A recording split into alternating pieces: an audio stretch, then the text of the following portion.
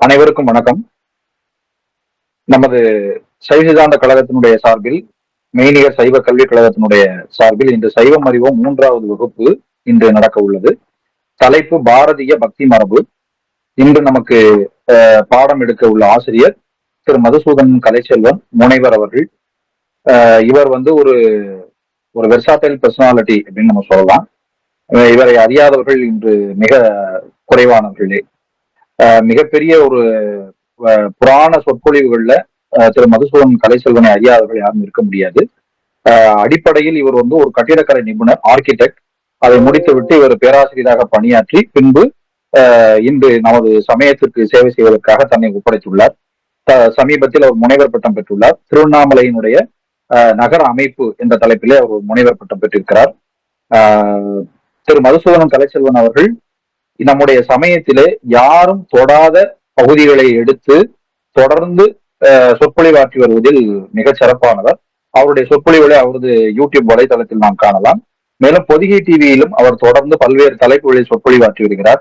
மிகச் சிறப்பாக அரையர் சேவையில் அவருக்கு மிகுந்த ஈடுபாடு உண்டு. மிகச் சிறப்பான முறையில் அந்த கலையை அவர் இப்பொழுதும் தொடர்ந்து வருகின்றார். இன்று பாரதிய பக்தி மரபு என்ற அடிப்படையிலே அவர் பேச இருக்கிறார். அதற்கு முன்பு பாரதிய பக்தி மரபு பற்றி ஒரு சிறிய அறிமுகத்தை நான் கொடுக்க இருக்கிறேன். பக்தி என்ற சொல்லுக்கு பற்று, பாசம், மரியாதை, அன்பு அப்படின்னு பல கருத்துக்களை சொல்றாங்க. இந்த பக்தி என்ற சொல் ரொம்ப முந்தியதாக ஸ்வேதாஸ்வதர உபனிஷத்துல பதிவாகுது. இந்த பக்தி என்ற சொல் மிகப்பெரிய அளவுல இந்திய இலக்கியத்தையே புரட்டி போட்டிருக்கிறது. இந்திய நாட்டினுடைய பண்பாட்டையும் புரட்டி போட்டிருக்கிறது. இன்று நாம் காணும் இந்திய பண்பாடு அல்லது பாரதிய பண்பாடு என்பது இந்த பக்தி இயக்கம் கொடுத்த விளைவு, பக்தி இயக்கத்தினுடைய விளைவு என்று நாம் சொல்லலாம். இந்த பக்தி இயக்கத்தை பொதுவாக வரையறுக்கும் பொழுது மேலை நாட்டவர்களும் சரி அல்லது நம் நாட்டு ஆராய்ச்சியாளர்களும் சரி இந்த பக்தி இயக்கத்தை சமண பௌத்த சமயங்களுக்கு எதிரான ஒரு விளைவாகத்தான் அவர்கள் பார்க்கிறார்கள். ஏனென்றால் இந்த பக்தி இயக்கம் முழுக்க முழுக்க நம்முடைய வைதிக சமய அடிப்படையில் எழுந்த ஒரு பேர் இயக்கம்.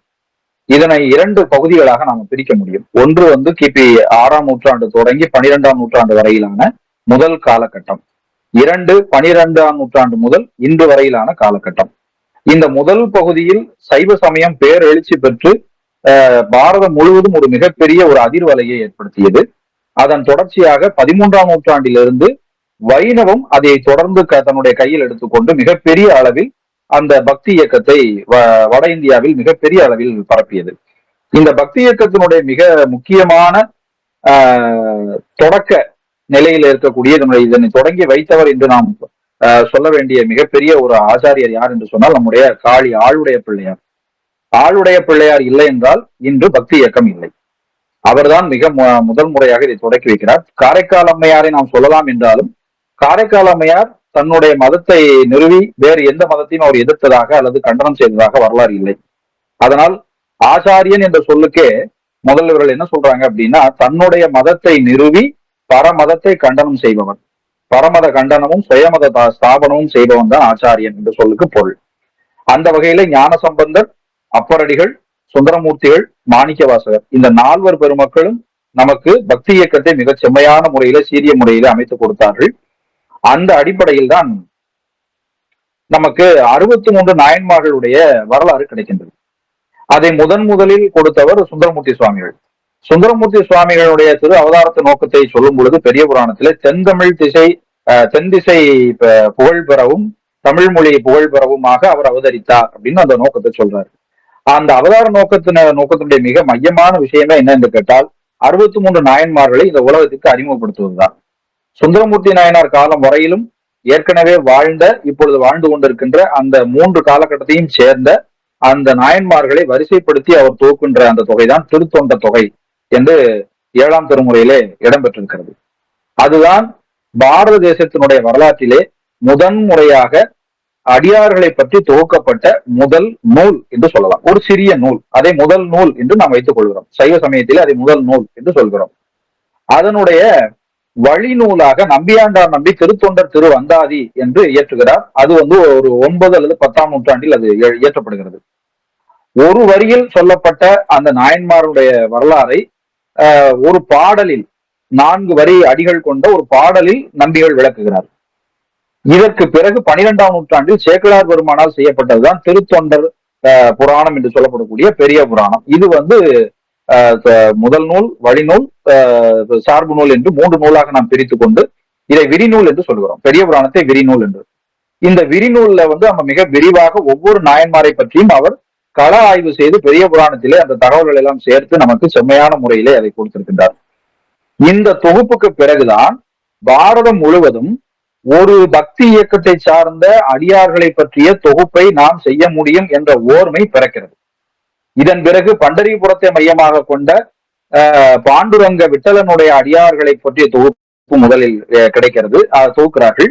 அதன் பிறகு வடக்கே கண்ணன் அடியார்களை பற்றிய தொகுப்பை தொகுக்கிறார்கள். அதன் பிறகு இங்கே பூரி ஜெகநாதத்தில் அவருடைய அடியார்களை பற்றி தொகுக்கிறார்கள். இப்படி இந்த தொகுப்பெல்லாம் முதன்முறையாக எங்கே தொடங்குகிறது என்று சொன்னால் தமிழ்நாட்டிலே சுந்தரமூர்த்தி சுவாமிகளுடைய திருவாக்கிலே துவக்கப்பட்டதிலிருந்துதான் நமக்கு தொடங்குகிறது. எனவே ஆராய்ச்சியாளர்கள் சொல்வது போல் பக்தி இயக்கம் தமிழகத்திலே நம்முடைய சமயாச்சாரியார்களால் தொடங்கப்பட்டது என்பதை நாம் மனதில் இருத்திக் கொள்ள வேண்டும். அதுவே இந்திய வரலாற்றை ஒட்டுமொத்தமாக புரட்டி போட்டது என்பதை நாம் மனதில் கொள்ள வேண்டும். இந்த பக்தி இயக்கத்தினுடைய மிக முக்கியமான சாராம்சமாக ஒரு விஷயத்தை நாம் பார்க்க வேண்டியிருக்கிறது. என்ன என்றால், தமிழகத்தை பொறுத்த மட்டிலும் அதுவரையிலும் பக்தி என்ற சொல் பெரிய அளவுல பயன்படுத்தப்படல. அது கிட்டத்தட்ட நமக்கு காரைக்கால் அம்மையார் காலத்திற்கு பிறகுதான் அந்த சொல்லே நமக்கு அறிமுகமாகிறது. சங்க இலக்கியத்தில் அதுபோல் எதுவும் இருப்பதாக நமக்கு தெரியவில்லை. பக்தி என்ற சொல்லுக்கு பற்று, பாசம், மரியாதை என்று முதலில் நான் சொன்னேன் இல்லையா? அது ஒரு இறைவனோடு ஒரு ஆன்மா தான் கொள்ளுகின்ற அன்பையும் பாசத்தையும் சொல்லுவதுதான் பக்தி. முதலில் தனிப்பட்ட முறையில் எடுத்துக்கொள்ளப்பட்ட இந்த பக்தி என்ற இந்த கருத்து பிற்பாடு ஒரு பேர் இயக்கமாக வளர்ந்து, ஒரு ஆலமரமாக வளர்ந்து இன்று இந்திய பண்பாட்டையே வடிவமைத்திருக்கின்றது என்று சொன்னால் அது மிக இல்லை. அந்த வகையில் ஒவ்வொரு மாநிலத்திலும் இந்த பக்தி இயக்கம் தன்னுடைய வேர்களை பரப்பி இருக்கின்றது. 63 நாயன்மார்களுடைய கதைகள் தமிழகத்தில் மட்டுமின்றி கேரளா, கர்நாடகா, ஆந்திரா, மராட்டி, குஜராத் போன்ற பல்வேறு மாநிலங்களிலும் இந்த 63 நாயன்மார்கள் கதைகள் பரவி இருக்கின்றன. மிக குறிப்பாக சிறுத்தொண்ட நாயனாருடைய கதை குஜராத் வரை பரவி இருந்திருக்கிறது. அல்லது இந்த கதைகளுடைய தாக்கங்களின் அடிப்படையில் பின்னால் செயல்பட்ட அடியார்கள் பிற்காலத்தில் பல்வேறு மாநிலங்களில் உருவாகி பக்தி இயக்கத்தை வளர்த்தார்கள். இதில் மிக குறிப்பாக நாம் கருத வேண்டிய மிக முக்கியமான ஆச்சாரியர்கள் என்று பின்னால் வந்த சைவ ஆச்சாரியர்கள் கர்நாடகத்திலே பசவர் என்று சொல்லக்கூடிய பசவண்ணர், அதன் பிறகு ராமானுஜர், வைணவத்திலே ராமானுஜர், வல்லபர், நிம்பார்க்கர், சைதன்யர், கபீர்தாசர், துக்காராம், புரந்தரதாசர். இந்த பக்தி இயக்கத்தின் கூடவே வளர்ந்த இன்னொரு தரப்பும் இருக்கிறது. அதுதான் இசை வழியாக பக்தியை பரப்புதல். நம்முடைய பக்தி இயக்கம் அப்படித்தான் தொடங்கியது. ஞானசம்பந்தர் இசை வழியாகத்தான் தன்னுடைய பக்தியையும் கண்டனத்தையும் தெரிவித்தார். அதனுடைய அடிப்படையிலேயே வடக்கே இருந்த அடியார்கள் எல்லோருமே தங்களுடைய பாடல்கள் வழியாக பக்தி இயக்கத்தை பரப்பினார்கள். அதில் ஒரிசாவில் வாழ்ந்த ஜெயதேவர் என்று இயற்றிய கீத கோவிந்தம் மிகச்சிறப்பான ஒரு அற்புதமான ஒரு காவியம் இது. அதே போல தெலுங்கிலே அன்னமாச்சாரியா நம்முடைய திருமலை அப்பன் மீது பாடிய பாடல்கள் மிக சிறப்பானவை, பாடல்கள் மிக பிரபலமானவை. அவைதான் கர்நாடக இசையினுடைய ஆதார புள்ளியாக பார்க்கப்படுகின்றன. அந்த கர்நாடக இசையினுடைய தொடக்க புள்ளி தமிழ் இசை என்று ஆய்வாளர்களும் கூறுகின்றார்கள். எந்த வகையில் பார்த்தாலும் பக்தி இயக்கத்தோடு எல்லா விதமான கலைகளும் சேர்ந்து பாரதம் முழுவதும் வளர்ந்தன என்று நாம் கருதி கொள்வதில் தவறு இருக்காது. மிக முக்கியமாக பக்தி இயக்கத்தை 2 பிரிவாக நாம் பிரிக்க முடியும். ஒன்று, தத்துவம் சார்ந்து பக்தியோடு சேர்ந்து தத்துவத்தையும் சேர்த்து வளர்த்த இயக்கம். தத்துவம் இல்லாமல் வெறும் பக்தியை மட்டுமே அடிப்படையாக கொண்டு வளர்ந்த இயக்கம் என்று 2 பிரிவாக பிரிக்க முடியும். இதிலே தமிழகத்திலே தோன்றிய பக்தி இயக்கம் சைவ சமயத்திலே உருவான ஒட்டுமொத்த பாரத பண்பாட்டினுடைய வேறாக உருவான சைவ சமய பண்பாட்டுக்கான அந்த பக்தி இயக்கம் சித்தாந்த சைவத்தோடு தான் உருவானது என்று நாம் அறுதியிட்டு கூற முடியும். தேவாரத்திலே பல்வேறு சைவ சித்தாந்த கருத்துக்கள் மிக தெளிவாக அறுதியிட்டு கூறப்பட்டிருக்கின்றன. அதே போல் அங்கே அந்த பக்கம் வைணவத்திலே ஆழ்வார்கள் தம்முடைய கருத்துக்களை தத்துவ கருத்துக்களோடு இணைத்துதான் அவர்களும் சொல்லியிருக்கிறார்கள். எனவே தமிழ்நாட்டிலிருந்து தொடங்கிய இந்த பக்தி இயக்கம் தத்துவ பின்னணியோடு தான் தொடங்கியது. தத்துவம், இசை, இயல், நாடகம் என்ற 3 பிரிவுகளோடும் தொடங்கிய அந்த இயக்கம் வடக்கே செல்ல செல்ல செல்ல பல்வேறு பரிமாணங்களை பெற்றுக்கொண்டு கடந்த 1500 ஆண்டுகளாக மிகப்பெரிய ஒரு பண்பாட்டு விருட்சத்தை நமக்கு வளர்த்து கொடுத்திருக்கிறது. அதனுடைய அந்த மிகப்பெரிய ஆலமரத்தை நாம் எப்படி இன்று நாம் பார்க்கிறோம் என்பதை இன்று ஐயாவினுடைய சொற்பொழிவின் வாயிலாக நாம் கேட்கலாம். நன்றி. ஐயா அவர்கள் தங்களுடைய சொற்பொழிவை தொடங்கலாம். ஹர நம பார்வதி பதயே, ஹர ஹர மகாதேவா. தென்னாடுடைய சிவனே போற்றி, எந்நாட்டவர்க்கும் இறைவா போற்றி, ஆரூர் அமர்ந்த அரசே போற்றி, சீரார் திருவையாரா போற்றி. விண்ணாளும் தேவர்க்கும் மேலாய வேதியனை, மண்ணாளும் மன்னவர்க்கும் மாண்பாகி நின்றானை, தன்னார் தமிழ் அளிக்கும் தன்பாண்டி நாட்டானை, பெண்ணாளும் பாகனை பேணு பெருந்துறையில், கண்ணார் கடல் காட்டி நாயேனை ஆட்கொண்ட அண்ணாமலையானை பாடுதுங்கா நம்மானாய், சித்தம் தெளிவீர்கள் அத்தன் ஆரூரை பத்தி மலர்தூவ முக்தியாகுமே. எல்லோருக்கும் வணக்கம். எல்லாம் வல்ல ஆரூர் அஜபா நடன கமலவசந்த தியாகராஜ பெருமான் திருவருளையும் இமையாளும் தர்மயாதீன குருமகா சன்னிதானங்களுடைய குருவருளையும் சிந்திக்கிறேன். சைவ சித்தாந்த கழகத்தின் சார்பாக சிவரடியார் பெருமக்களுக்கு இணைய வழியிலே மெய்நிகர் சைவ சித்தாந்த கல்வி மையம் என்ற ஒரு அமைப்பை ஏற்படுத்தி அதன் மூலமாக மிக அழகான முறையிலே பட்டியலிட்டு ஒரு 12 பாகங்களாக சைவ சித்தாந்தத்தினுடைய அடிப்படை கூறுகள், இன்னும் சொல்ல போனால் சமய கல்வியினுடைய அடிப்படை கூறுகள் என்றே சொல்லலாம், அந்த அளவில் தொடக்க நிலையிலிருந்து வேத பண்பாடு, அதிலிருந்து கிளைத்து வந்திருக்கக்கூடிய ஏனைய சமயங்கள், அதை தொடர்ந்து சைவ சித்தாந்தத்திற்குள் செல்வதற்கு முன்பாக அதற்கு அடிப்படையாக இருக்கக்கூடிய திருமுறைகள், அந்த திருமுறைகளுக்கு அடிப்படையாக சொல்லப்படும் இந்த பக்தி இயக்கம் என்று வரலாற்றிலே ஆய்வாளர்கள் அறுதியிட்டு சொல்லியிருக்கக்கூடிய ஒரு காலகட்டம். அதை குறித்து இன்றைய தினம் பேசுவதற்கு வாய்ப்பளித்திருக்கிறார்கள். நிகழ்ச்சி ஏற்பாட்டாளர்களுக்கும் நிறுவனர்களுக்கும் என்னுடைய நன்றியை தெரிவித்துக் கொள்கிறேன். முதல் முன்னம் இதற்கு மிக சுருக்கமாக, ஆனால் அடுத்த சுமார் 1 மணி நேரம் பேசவிருக்கும் தலைப்புகள் எல்லாவற்றையும் தொட்டுக்காட்டி இனிய நண்பர் திரு சொக்கலிங்கம் ஐயா அவர்கள் இதற்கு ஒரு முன்னுரையை வழங்கியிருக்கிறார். அவருக்கும் ஒரு நன்றியை உரித்தாக்குகிறேன். இந்த பக்தி இயக்கம் என்பதை வரலாற்று ரீதியாக அணுகினோம் என்றால், ஐயா சொன்னது போலே இன்று நாம் பார்க்கக்கூடிய இந்திய பண்பாட்டின் போக்கை பெரிய அளவிலே மாற்றியமைத்த ஒரு மாபெரும் திரள் சக்தியாக இந்த இயக்கத்தை நாம் பார்க்கலாம். அடிப்படையான அளவிலே ஒரு ஒரு ஹிந்து என்று எல்லோராலும் அறியப்படக்கூடிய ஒரு சமயத்தினுடைய பல்வேறு பிரிவுகளைச் சேர்ந்தவர்களாக நாம் எல்லாம் இருக்கிறோம். அரசியல் சாசனத்தின்படி அந்த அளவிலே இருக்கிறோம். நம்மாலான அளவிலே நமக்கு ஒரு கோயில் வழிபாடு, வீட்டிலே ஒரு பூஜை அறை, வீட்டிலே செய்யக்கூடிய சில சடங்குகள், நாம் கொண்டிருக்கக்கூடிய நம்பிக்கைகள், குலதெய்வ வழிபாடு, இப்படி நமக்கென்று நாம் பகுத்து வைத்திருக்கக்கூடிய இந்த சமய நெறிகள், இது எல்லாவற்றையும் ஒரு அளவிலே ஒருங்கிணைத்த சக்தியாகவே இந்த பக்தி இயக்கத்தை நாம் பார்க்கலாம். அவர்கள் சொன்னது போலே பக்தி என்ற சொல் முதலில் உபனிஷத்து வாக்கியத்திலே அது இடம்பெறும் போது அது பற்றுதல் என்ற அளவில் தான் பொருள் தருகிறது. நேரடியாக இறைவனிடத்தே செய்யப்படும் அன்பிற்கு பக்தி என்ற பெயர் மிகவும் பிற்காலத்தில் தான் ஏற்பட்டிருக்கிறது. அதற்கு முன்பாக பக்தி என்ற அந்த சொல்லுக்கான பொருள் என்ற அளவிலே எடுத்துக்கொண்டு பார்த்தால் அது ஆசை, பற்று, விருப்பம், அன்பு, இப்படி பல பொருளிலும் வரக்கூடிய அளவில் தான் அது பயின்று வந்திருக்கிறது. முதலில் அதை இறை வழிபாட்டோடு நேரடியாக தொடர்பு படுத்தியது சில ஆராய்ச்சியாளர்கள், திரு ஷுல்மன் உட்பட சிலர் கருதுவது, மகாபாரதத்தின் ஒரு அங்கமாக இருக்கக்கூடிய பகவத்கீதையிலே 12 அத்தியாயத்தை பக்தி யோகம் என்ற பெயரிட்டு அதற்கு அது தலைப்பை கொடுத்து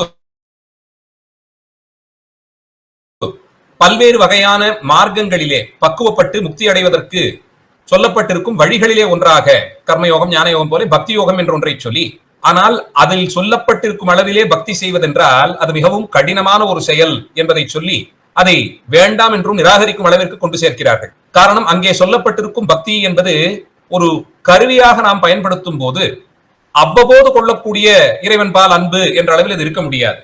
அதற்கு அவர்கள் விளக்கம் சொல்லும் போதே திலதாரவதார் பக்தி அப்படி என்று சொல்லி ஒரு உள்ளங்கை நிறைய எண்ணெயை வைத்துக் கொண்டு விரல் இடுக்கின் வழியே அதை சிந்த தொடங்கினால் ஒரு நூல் பிடித்தார் போலே ஒரே சீராக அது செல்லுமே, அப்படி செல்வதுதான் பக்தி.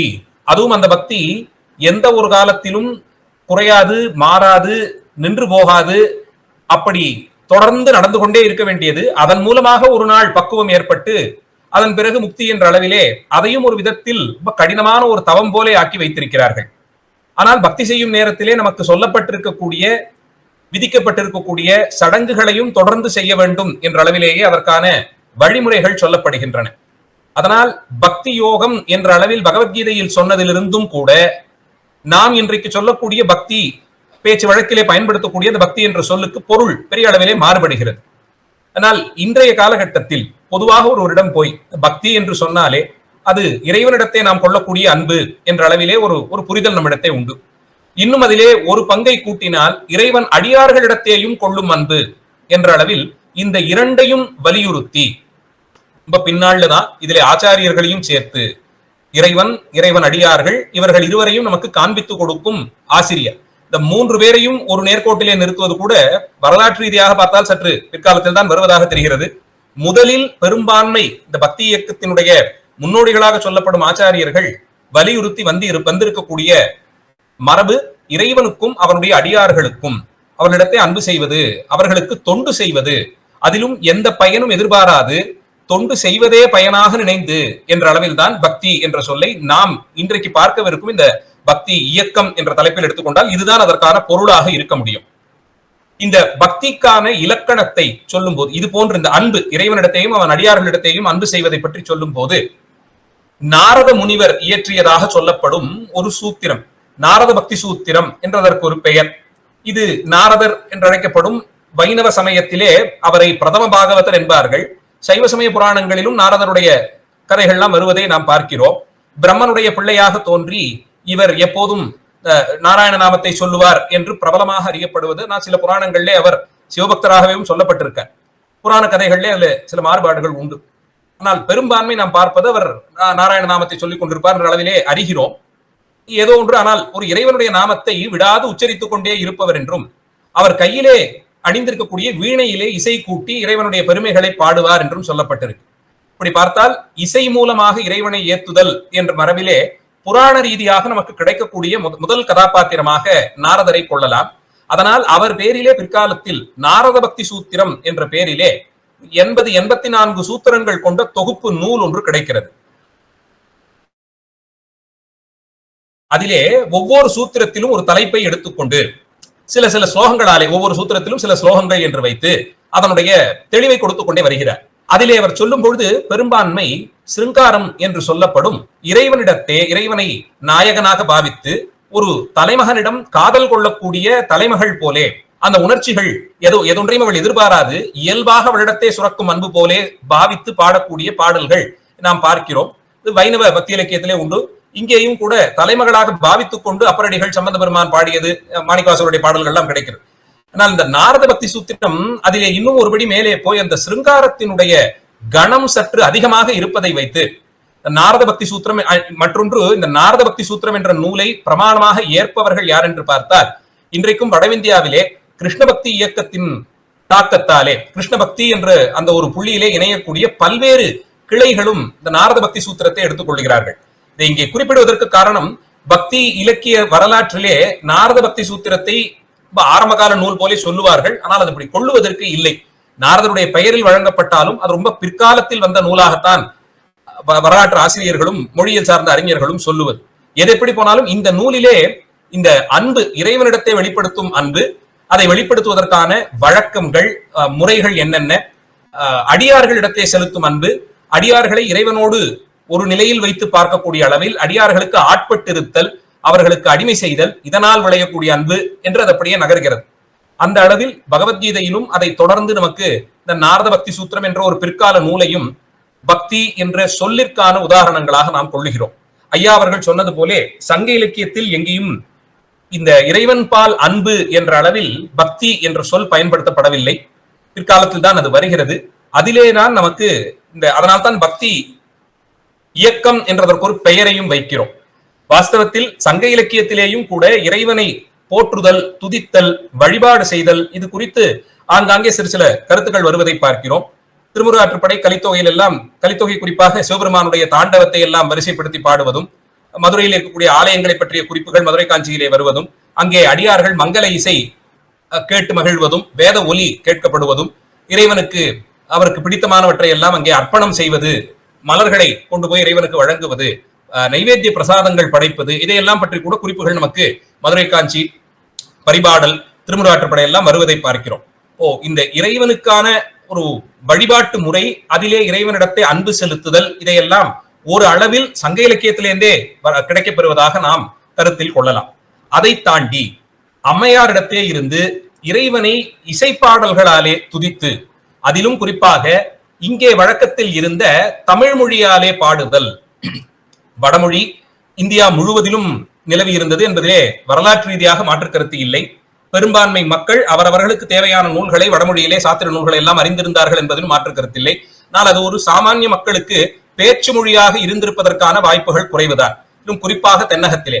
அதனால் இங்கே இருந்த சாமானியர்களுக்கும் கூட இறைவன் யார், அவனுக்கும் நமக்குமான தொடர்பு என்ன, பிறப்பின் பயன் என்ன, பிறப்பின் காரணம் என்ன, இந்த பிறப்பிறப்பு சுழற்சி, அதிலிருந்து மீளுவது எப்படி, இது போன்ற தலைப்புகளை எல்லாம் தத்துவ ரீதியாக இது மிகவும் கனமான தலைப்புகள்.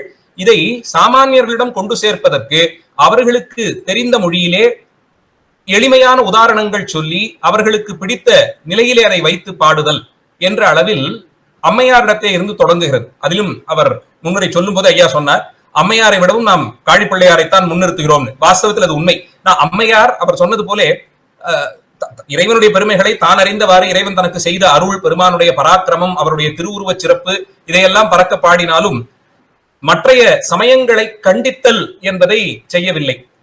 ஆனால் தமிழில் பாடுதல், இறைவன் பேரிலே கொண்டிருக்கும் அன்பை வெளிப்படுத்துதல், இதையெல்லாம் தொடர்ந்து செய்து வந்திருக்கிறார்.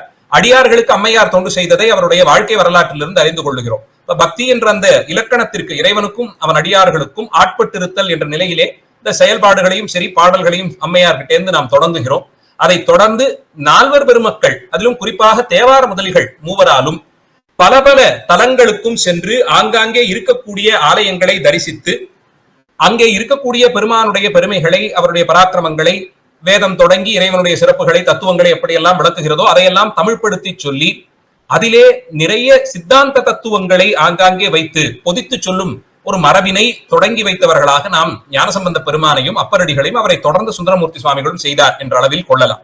இப்படி பக்தி இலக்கியம் நமக்கு மூவர் முதலிகள் காலத்திலிருந்து என்று சைவ சித்தாந்தத்திலே பார்க்கிறோம். மற்றொரு சிறப்பு, அவர் சொன்னது போல இதை ஒரு இயக்கம் என்று சொன்னால் இதற்கு பின்னாடி யாரோ இருந்து இயக்கினார்களான்னு கேட்டா இறைவன் ஒருத்தர் தான் இதை இயக்கி இருக்க முடியும். அந்த 5, 6ஆம் நூற்றாண்டு அம்மையார், அவரை தொடர்ந்து சம்பந்த பிள்ளையாருடைய அவதாரம், இதெல்லாம் நிகழ்ந்த காலம் என்பது அதுவரையில் இங்கே தொடர்ந்து இருந்து வந்த சங்க இலக்கிய கால மரபுகள் மாற்றப்பட்டு சிரமண சமயங்கள் நிறைய உள்ளே புகுந்து பல்வேறு கலகங்களையும் செய்து குழப்பங்கள் செய்து சமுதாய கட்டமைப்பு சற்றே மாறுபடும் அளவிற்கு போய், அதிலும் சமணர்கள் பௌத்தர்கள் இருவருக்குமே, சமணர்கள் பெரும்பான்மை ரசனை என்ற ஒரு விஷயத்தை அனுபவத்தின் மூலமாக பெறக்கூடிய இன்பம் என்ற ஒன்றை முழுவதுமாக எதிர்க்கும் அளவிற்கு போய் ஒரு அளவிலே இசை, நாட்டியம், நாடகம் இவற்றையெல்லாம் கூட அது ஏதோ ஒரு விதமான ஆசையை மனதிலே பிறப்பித்து விடும், அந்த ஆசையை வென்று வருவது கடினமான செயல் என்று கூறி அவற்றையெல்லாம் கண்டிக்கும் அளவிற்கு போன நிலையில்தான் ஞானசம்பந்த பெருமானுடைய அவதாரம். அதை தொடர்ந்து நமக்கு கலைகள் வளருவதற்கும் இந்த பக்தி இலக்கியம் என்ற ஒன்று மிக முக்கியமான ஒரு காலமாக அமைந்தது. அதனால் தான் சொன்னேன், இது இயக்கம் என்று பெயர் வைத்தாலும் யாரோ சிலர் ஒன்று கூடி திட்டமிட்டு இதை இப்படி நடத்த வேண்டும் என்று காய் நகர்த்தி செய்ததாக கொள்ள முடியாது. வரலாற்று ரீதியாக சம்பந்தருடைய அவதாரம், அப்பருடைய அவதாரம் எங்கோ நடக்கிறது, இருவரும் சந்தித்துக் கொள்கிறார்கள், அதன் பிறகு சுந்தரமூர்த்தி சுவாமியுடைய அவதாரம், இது ஆங்காங்கே அது எதேச்சையாக நடப்பது. ஆனால் இறைவன் ஒருவன் தான் இது எல்லாவற்றிற்கும் பின்னாடி இருந்து இயக்கினார் என்று துல்லியமாக நாம் கொள்ளலாம். அந்த அளவில் மூவர் முதலிகள் காலத்திலிருந்து இசை, நாட்டியம், திருக்கோயில் சார்ந்த கலைகள், அங்கே நடக்கக்கூடிய இசை விழாக்கள், இறைவனுக்கு செய்யக்கூடிய இசையால் ஏத்தும் பணி, வேதத்தை இசைத்தல், இதெல்லாம் கூட கோயில் சார்ந்து நடந்து வருவதற்கு அது ஒரு மறுமலர்ச்சி போலே செய்த சிறப்பு இந்த பக்தி இயக்கத்திற்கு உண்டு. இன்று நாம் கொண்டிருக்கக்கூடிய ஒரு நம்பிக்கை, அது சார்ந்து இருக்கக்கூடிய ஆலயங்கள், நாம் வைத்திருக்கக்கூடிய சிறிய அளவிலான பழக்கங்கள் ஆகட்டும், அது முழுக்க முழுக்க இந்த பக்தி இயக்கத்தினுடைய வெளிப்பாடாக, அதனுடைய வளர்ச்சியாக, அதனுடைய தொடர்ச்சியாகத்தான் நாம் பெற்றிருக்கிறோம் என்று சொன்னால் அது மிக இல்லை.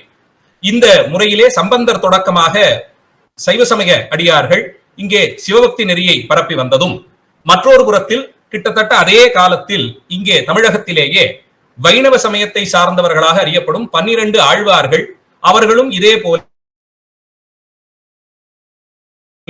வெவ்வேறு குலத்தை சேர்ந்தவர்கள், வெவ்வேறு வயதை சேர்ந்தவர்கள், ஆண்கள் பெண்கள் இருவரும் உண்டு. அவர்களுக்குள்ளே பல்வேறு ஊர்களில் இருந்து தெற்கு தேசத்திலே பல்வேறு தலங்களில் இருந்து அவர்களும் பிறந்து அவர்களிலே ஒரு சிலர் சந்தித்துக் கொண்டார்கள் என்றெல்லாம் பின்னாடி வரலாறு வருகிறது. அந்த அமைப்பில் சைவம் வைணவம் ஆகிற இந்த இரண்டு பெரும் துறைகள், வேத துறைகள், இது இரண்டும் நிலை பெற்று இன்றைக்கு விண்ணை முட்டும் ஆலயங்கள் எல்லாம் கட்டப்பட்டு, தமிழ்நாடு என்று சொன்னாலே ஆலயங்கள், அங்கே அது சார்ந்து வளர்ந்த கலைகள், பெரும்பான்மை குடிகள் கூட ஆலயம் சார்ந்து வளர்ந்த குடிகள், இப்படியெல்லாம் தமிழ்நாட்டிற்கு ஒரு அடையாளம் கிடைப்பதற்கு காரணமாக இருந்தவர்களாக நாம் மூவர் முதலிகளையும் ஆழ்வார் பெருமக்களையும் நாம் நிச்சயமாக கணக்கில் கொள்ளலாம். அந்தபடிக்கு காரைக்கால் அம்மையாரிடத்திலிருந்து தொடங்கக்கூடிய நம்முடைய வரலாறு அதே காலகட்டத்தில் 6ஆம் நூற்றாண்டுக்கு சற்று நெருக்கமாக 5-6ஆம் நூற்றாண்டு வாக்கிலே அங்கே வைணவத்திலே ஆழ்வார்கள் 12 ஆழ்வார்களிலே முதல் 3 ஆழ்வார்கள் ஒரே காலத்தை சேர்ந்தவர்களாக சொல்லப்படுகிறது. கால விஷயத்தை பற்றி சொல்லும் போது வைணவ சமயத்தினுடைய வரலாற்று போக்கு என்பது வைணவர்களுக்குள்ளேயே இருக்கக்கூடிய வரலாற்று ஆசிரியர்கள் ஏற்பதில்லை. அவர்கள் ரொம்ப பழைய காலத்தை சேர்ந்தவர்களாக ரொம்ப அவர்களுடைய கால கணிப்பை பின்னோக்கி கொண்டு சென்றால் அது ஏதோ ஒரு சிறப்புன்னு கருதுவதாலோ என்னமோ சில ஆழ்வார்களுடைய காலத்தை துவாபர யுகம் வரையில் கொண்டு செல்வார்கள். இந்த கணக்கின்படி, புராண கணக்கின்படி கலி பிறந்தே 5000 சொச்சம் வருஷங்கள் ஆகுது.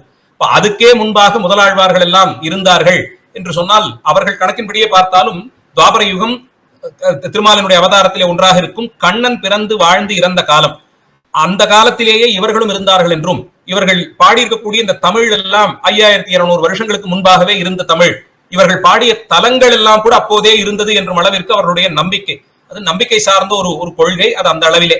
ஆனால் வரலாற்று ரீதியாக பார்த்தால் முதலாழ்வார்கள் என்று சொல்லப்படும் பொய்கையார், பூதத்தார், பேயாழ்வார், இந்த 3 பேருடைய காலமும் அம்மையாருடைய காலமும் ஒரு அளவிலே இருக்கக்கூடியதை பார்க்கிறோம். அதுக்கு நமக்கு இருக்கக்கூடிய சில சான்றுகள், இருவருமே பயன்படுத்தி இருக்கக்கூடிய பாடல் அமைப்புகள், வெண்பாவிலே வைத்து பாடுவது, அந்தாதியாக பாடுவது, வேதத்திலேயும் மற்றைய தத்துவங்களிலும் சொல்லப்பட்டிருக்கக்கூடிய இறைவனுடைய வடிவத்தை பாடுவது, அவருடைய புராண கதைகளை பாடுவது, இப்படித்தான் நிறைய இருக்கும். தலங்கள் என்று எடுத்துக்கொண்டால் அம்மையார் நமக்கு பழையனூர் ஆலங்காட்டு திருத்தலத்தை மட்டும்தான் பாடுகிறார். அதே போல இவர்களும் கூட ரொம்ப சிற்சில தலங்களை மட்டும்தான் பாடுகிறார்கள். இந்த முதல் ஆழ்வார்களும் கூட திருவரங்கம், திருவேங்கடம் முதலிய சில தலங்களைத்தான் பாடுகிறார்கள். ஏன்னா பெரிய அளவிலே கோயில் நகரங்கள் எல்லாம் பிரபலம் அடைவதற்கும் முன்பாக ஏதோ இருந்த பெரிய நகரங்களை மட்டும் இவர்கள் தரிசித்து பாடியிருக்க வேண்டும் என்ற அளவிலே கொள்ளலாம். இப்படி ஆழ்வார்கள், நாயன்மார்கள், இவர்களுக்குள்ளே இருக்கக்கூடிய பொருத்தங்கள், வெவ்வேறு குலத்தை சேர்ந்தவர்கள், ஆண்கள் பெண்கள் இருவரும் உண்டு, எல்லோருமே தமிழில் பாடினார்கள். இதுல இன்னும் சிறப்பு, சைவ சமயத்திலே நமக்கு விரண்மிண்ட நாயனார், சேரமான் பெருமான், இவர்கள் எல்லாம் இன்றைக்கு நாம் அறியப்படும் தமிழகத்திற்கு புறத்தே இருந்து வந்தவர்கள், கேரள தேசம் இருந்தெல்லாம் வந்தவர்கள். அதே போல வைணவத்திலும் கூட குலசேகர ஆழ்வார் என்ற பெயரிலே ஒரு ஆழ்வார், அவர் அந்த சேரகுல மரபிலேயே வந்தவர் என்று அறியப்படுகிறார். இப்படி பக்கத்திலே இருக்கக்கூடிய மற்றைய பிராந்தியங்களிலிருந்தும் வந்தவர்கள் நல்ல தமிழிலேயே பாடியிருக்கிறார்கள். காரணம், அந்த காலத்தில் அந்த பகுதிகளில் கூட வழங்கப்பட்ட மொழி மென்தமிழாக இருந்திருக்கலாம் என்று கொள்ள முடிகிறது. இப்படி எல்லோருமே தமிழில் பாடிய ஒரு சிறப்பு. அதே போல கோயில்கள், பெரும்பான்மை ஆலயங்கள் சோழ மன்னர்கள், அவருக்கு பிற்காலத்திலே வந்த பாண்டியர்கள், இவர்கள்லாம் கற்றளிகளாக மாற்றி அவற்றிலே நிறைய உற்சவ திருமேனிகளை எழுந்தருளச் செய்து திருவிழாக்கள் எல்லாம் நடத்துவதற்கு காரணமே அவைகள் எல்லாம் ஆழ்வார்களாலும் அடியார் பெருமக்களாலும் பாடல் பெற்ற தலங்கள் என்பதால் தான். எத்தனையோ ஆலயங்கள் பாடல் பெறாத தலங்கள் எல்லாம் உண்டு. அதெல்லாம் சிறிய அளவிலேயே தங்கிவிட ஒவ்வொரு ஊரிலும் இருக்கக்கூடிய பாடல் பெற்ற தலங்களுக்கு தனித்த ஒரு முக்கியத்துவத்தை இவர்கள் கொடுத்து வந்தார்கள் என்று பார்க்க முடிகிறது. அதிலும் முற்கால சோழர்கள், ராஜராஜனுக்கு ஒரு 2-3 தலைமுறைகளுக்கு முன்பாக இருந்தவர்கள், முதலாம் பராந்தகன், முதலாம் ஆதித்தன், ராஜராஜனுடைய பெரிய பாட்டியாராக அறியப்படும் செம்பியன் மாதேவடியார், இவர்கள் எல்லாம் செய்த திருப்பணிகள் எல்லாமே பாடல் பெற்ற தலங்களுக்கு என்று தனித்து ஒரு முக்கியத்துவம் கொடுத்தே செய்திருக்கிறார்கள். அங்கே ஓதுவார் பெருமக்களை நியமிப்பது, அவர்களை கொண்டு பதிகங்கள் பாடுவது, உற்சவ திருமேனிகள் எழுந்தருளச் செய்வது, அந்த உற்சவ திருமேனியை வைத்துக் கொண்டு திருவிழாக்கள் நடத்துவதுன்னு பாடல் பெற்றது என்ற ஒரு சிறப்பிற்காகவே கொண்டாடுகிறார்கள். இறைவன் எத்தனையோ ஆயிரம் தலங்களிலே கோயில் கொண்டாலும் அடியார் பெருமக்கள் அவர்கள் காலத்திலே எழுந்தருளி பாடியதால் தான் இந்த தலங்களுக்கெல்லாம் இந்த சிறப்பு என்ற அளவிலே நாம் கொள்ளலாம். அப்படின்னா கோயில் சார்ந்து வளர்ந்திருக்கக்கூடிய நம்முடைய வரலாறு இது முழுவதுமே பக்தி இலக்கிய காலத்தினாலே, பக்தி இலக்கியங்களால் தான் கிடைக்கப்பெற்றது என்று கொள்ள முடிகிறது. அந்த அளவில் காரைக்கால் அம்மையார், அவரை தொடர்ந்து ஞானசம்பந்த பிள்ளையார், அப்பரடிகளும் சுந்தரமூர்த்தி சுவாமிகளும், இந்த 3 பேரும், அவர்களை தேவார முதலிகள் என்று சொல்கிறோம். தனித்தனியே பெயர்கள் இருந்தாலும் அவர்கள் பாடிய தொகுப்பிற்கு தேவாரம் என்று வைத்து சொல்லுவதற்கு காரணம், சற்றேறக்குறைய ஒரு 2 நூற்றாண்டுக்குள்ளே வந்தது. பாடப்படும் பொருள், அமைப்பு, தலங்கள் இதெல்லாம் நிறைய பொதுத்தன்மை இருப்பதினாலே இவற்றை தொகுத்து தேவாரம் என்ற அளவிலேயே அழைக்கிறோம். அவர்களை தொடர்ந்து வந்த மாணிக்கவாசக பெருமான், மாணிக்கவாசகருடைய எழுத்துக்களுக்கே அதில் இருக்கக்கூடிய தத்துவத்தினுடைய ஆழத்தை நாம் எடுத்து பார்த்துத்தான் திருவாசகத்தை ஒரு தனித்த சிறப்போட அணுகுகிறோம். அந்த அளவில் இவர்கள் காலத்திலிருந்து ஒரு நூற்றாண்டு கழித்து வரக்கூடிய மாணிக்கவாசக பெருமான் காலத்தில் தத்துவங்கள் மிகச்சீரிய அளவிலே கொள்ளப்படுகிறது என்று பார்க்க முடிகிறது. இதே போல வைணவத்திலே இந்த முதலாழ்வார்களுடைய காலமெல்லாம் முடிந்து நிறைவிலே நம்மாழ்வார் என்றவர்கள் சொல்லக்கூடிய ஒருவர், அவர் 8-9ஆம் நூற்றாண்டிலே வாழ்ந்திருக்க வேண்டும். 8ஆம் நூற்றாண்டில் வைப்பதற்கு காரணங்கள் சிலது உண்டு. 9ஆம் நூற்றாண்டு சொல்லலாம், இல்ல இந்த 2 நூற்றாண்டுகளின் சந்தின்னு சொல்லலாம். எப்படி நாம் திருவாசகத்திற்கு ஒரு தனி சிறப்பு கொடுத்து கொண்டாடுகிறோமோ அதே போல வைணவர்கள் அந்த நம்மாழ்வார் பாடிய திருவாய்மொழிக்கு ஒரு முக்கியத்துவம் கொடுப்பார்கள். அதை கொண்டுதான் இந்த ராமானுஜர் வளர்த்த வைணவ சமயத்திற்கான தத்துவ கோட்பாடுகளை பாடல்களில் இருந்து பெறுகிறார்கள். அந்த விதத்தில் அதே காலகட்டத்தில் 8-9ஆம் நூற்றாண்டு வாக்கிலே இந்த 2 பெரும் ஆளுமைகள் 2 சமயத்துறைகளிலிருந்து வந்தவர்கள் தத்துவங்களை வரை செய்து அவற்றை கொண்டு அந்த பாடல்களிலே அது இன்னும் அதிகமாக கனமாக இருக்கும்படியாக வைத்து பாடியிருக்கக்கூடிய ஒரு காலகட்டமாக பார்க்கிறோம். இந்த இடத்தில் தான் தத்துவங்கள் ஒரு நிலை பெறுகின்றன. அதன் பிறகு வரக்கூடிய சோழ மன்னர்கள் காலத்திலே தத்துவம் சார்ந்த பள்ளிகள் அதிகரிக்கின்றன. மடங்களாகட்டும் ஆதீனங்களாகட்டும் சைவ சமயத்தினுடைய பல்வேறு பிரிவுகளை சேர்ந்த திருமடங்கள் இங்கே 10-11ஆம் நூற்றாண்டிலிருந்து மிக பிரபலமாக இருந்து வந்திருக்கின்றன. அதே போல வைணவ ஆச்சாரிய மரபும் கூட அதை தொடர்ந்து இருந்து வந்திருக்கக்கூடியதை பார்க்கிறோம். 9ஆம் நூற்றாண்டு வாக்கிலே இந்த தத்துவங்கள் அதுக்கு முன்பாகவே இருந்தது. இப்போது அது தெளிவாக தமிழிலே இவர்கள் பாடிய பாடல்களிலேயே எதிரொலிக்கும் அளவிற்கு வைத்து பாடி அதன் மூலமாக தத்துவ பள்ளிகளாகவே வளர்ச்சி பெறுகின்றன. பக்தி என்ற ஒன்றை அடிப்படையாக கொண்டுதான் தத்துவங்கள் இங்கே நிறைவேற்றன என்று சொல்லும் அளவிற்கு பக்திக்கு ஒரு முக்கியத்துவத்தை நாம் பார்க்கிறோம். இப்படி வளர்ந்து வந்து இந்த பக்தி இலக்கிய நூல்கள் கிட்டத்தட்ட 10ஆம் நூற்றாண்டு வாக்கிலே இவைகள் எல்லாம் தனித்தனியே இருந்தவைகள் தொகுக்கப்பட்டிருக்க வேண்டும் என்று பார்க்கலாம். அவர்கள் சொன்னது போலே நமக்கு 8ஆம் நூற்றாண்டில் சுந்தரமூர்த்தி சுவாமிகள் இந்த அவருடைய அவதாரத்திற்கே சொல்லப்பட்டிருக்கும் காரணங்கள் 3 காரணங்களிலே ஒன்று அடியார் பெருமை நிலைக்கும்படியாக செய்யணும்னு இறைவன் கட்டளையிட்டார். அதனால் திருவாரூர் தலத்திலே தியாகராஜ பெருமான் அடியெடுத்து கொடுக்க திருத்தொண்டர் தொகை பாடி கொடுத்தார் என்று பார்க்கிறோம். அதை வைத்துக் கொண்டு நாம் ஏனைய அடியார்களுடைய பட்டியல் எல்லாம் கிடைக்கிறது. எப்படி பார்த்தாலும் 8ஆம் நூற்றாண்டிற்குள்ளே இந்த 63 நாயன்மார்களுடைய வாழ்க்கை காலம் என்று நாம் கொள்ள முடிகிறது. அதை அடி வைத்துத்தான் நமக்கு இந்த அடியார்களுடைய தொகுப்பும் அதை தொடர்ந்து சேக்கிழார் பெருமான் 12ஆம் நூற்றாண்டில் நமக்கு பெரிய புராணம் பாடியதும் என்று பார்த்தோம். இதற்கு நடுவே 10ஆம் நூற்றாண்டு வாக்கிலே சைவத்திலிருந்தும் வைணவத்திலிருந்தும் ஒவ்வொரு ஆச்சாரியர் ஆங்காங்கே இருந்த இந்த திருமுறை பதிகங்களை தொகுத்து கொடுத்தார்கள் என்று ஒரு பிரபல நம்பிக்கை ஒன்று நிலவுகிறது.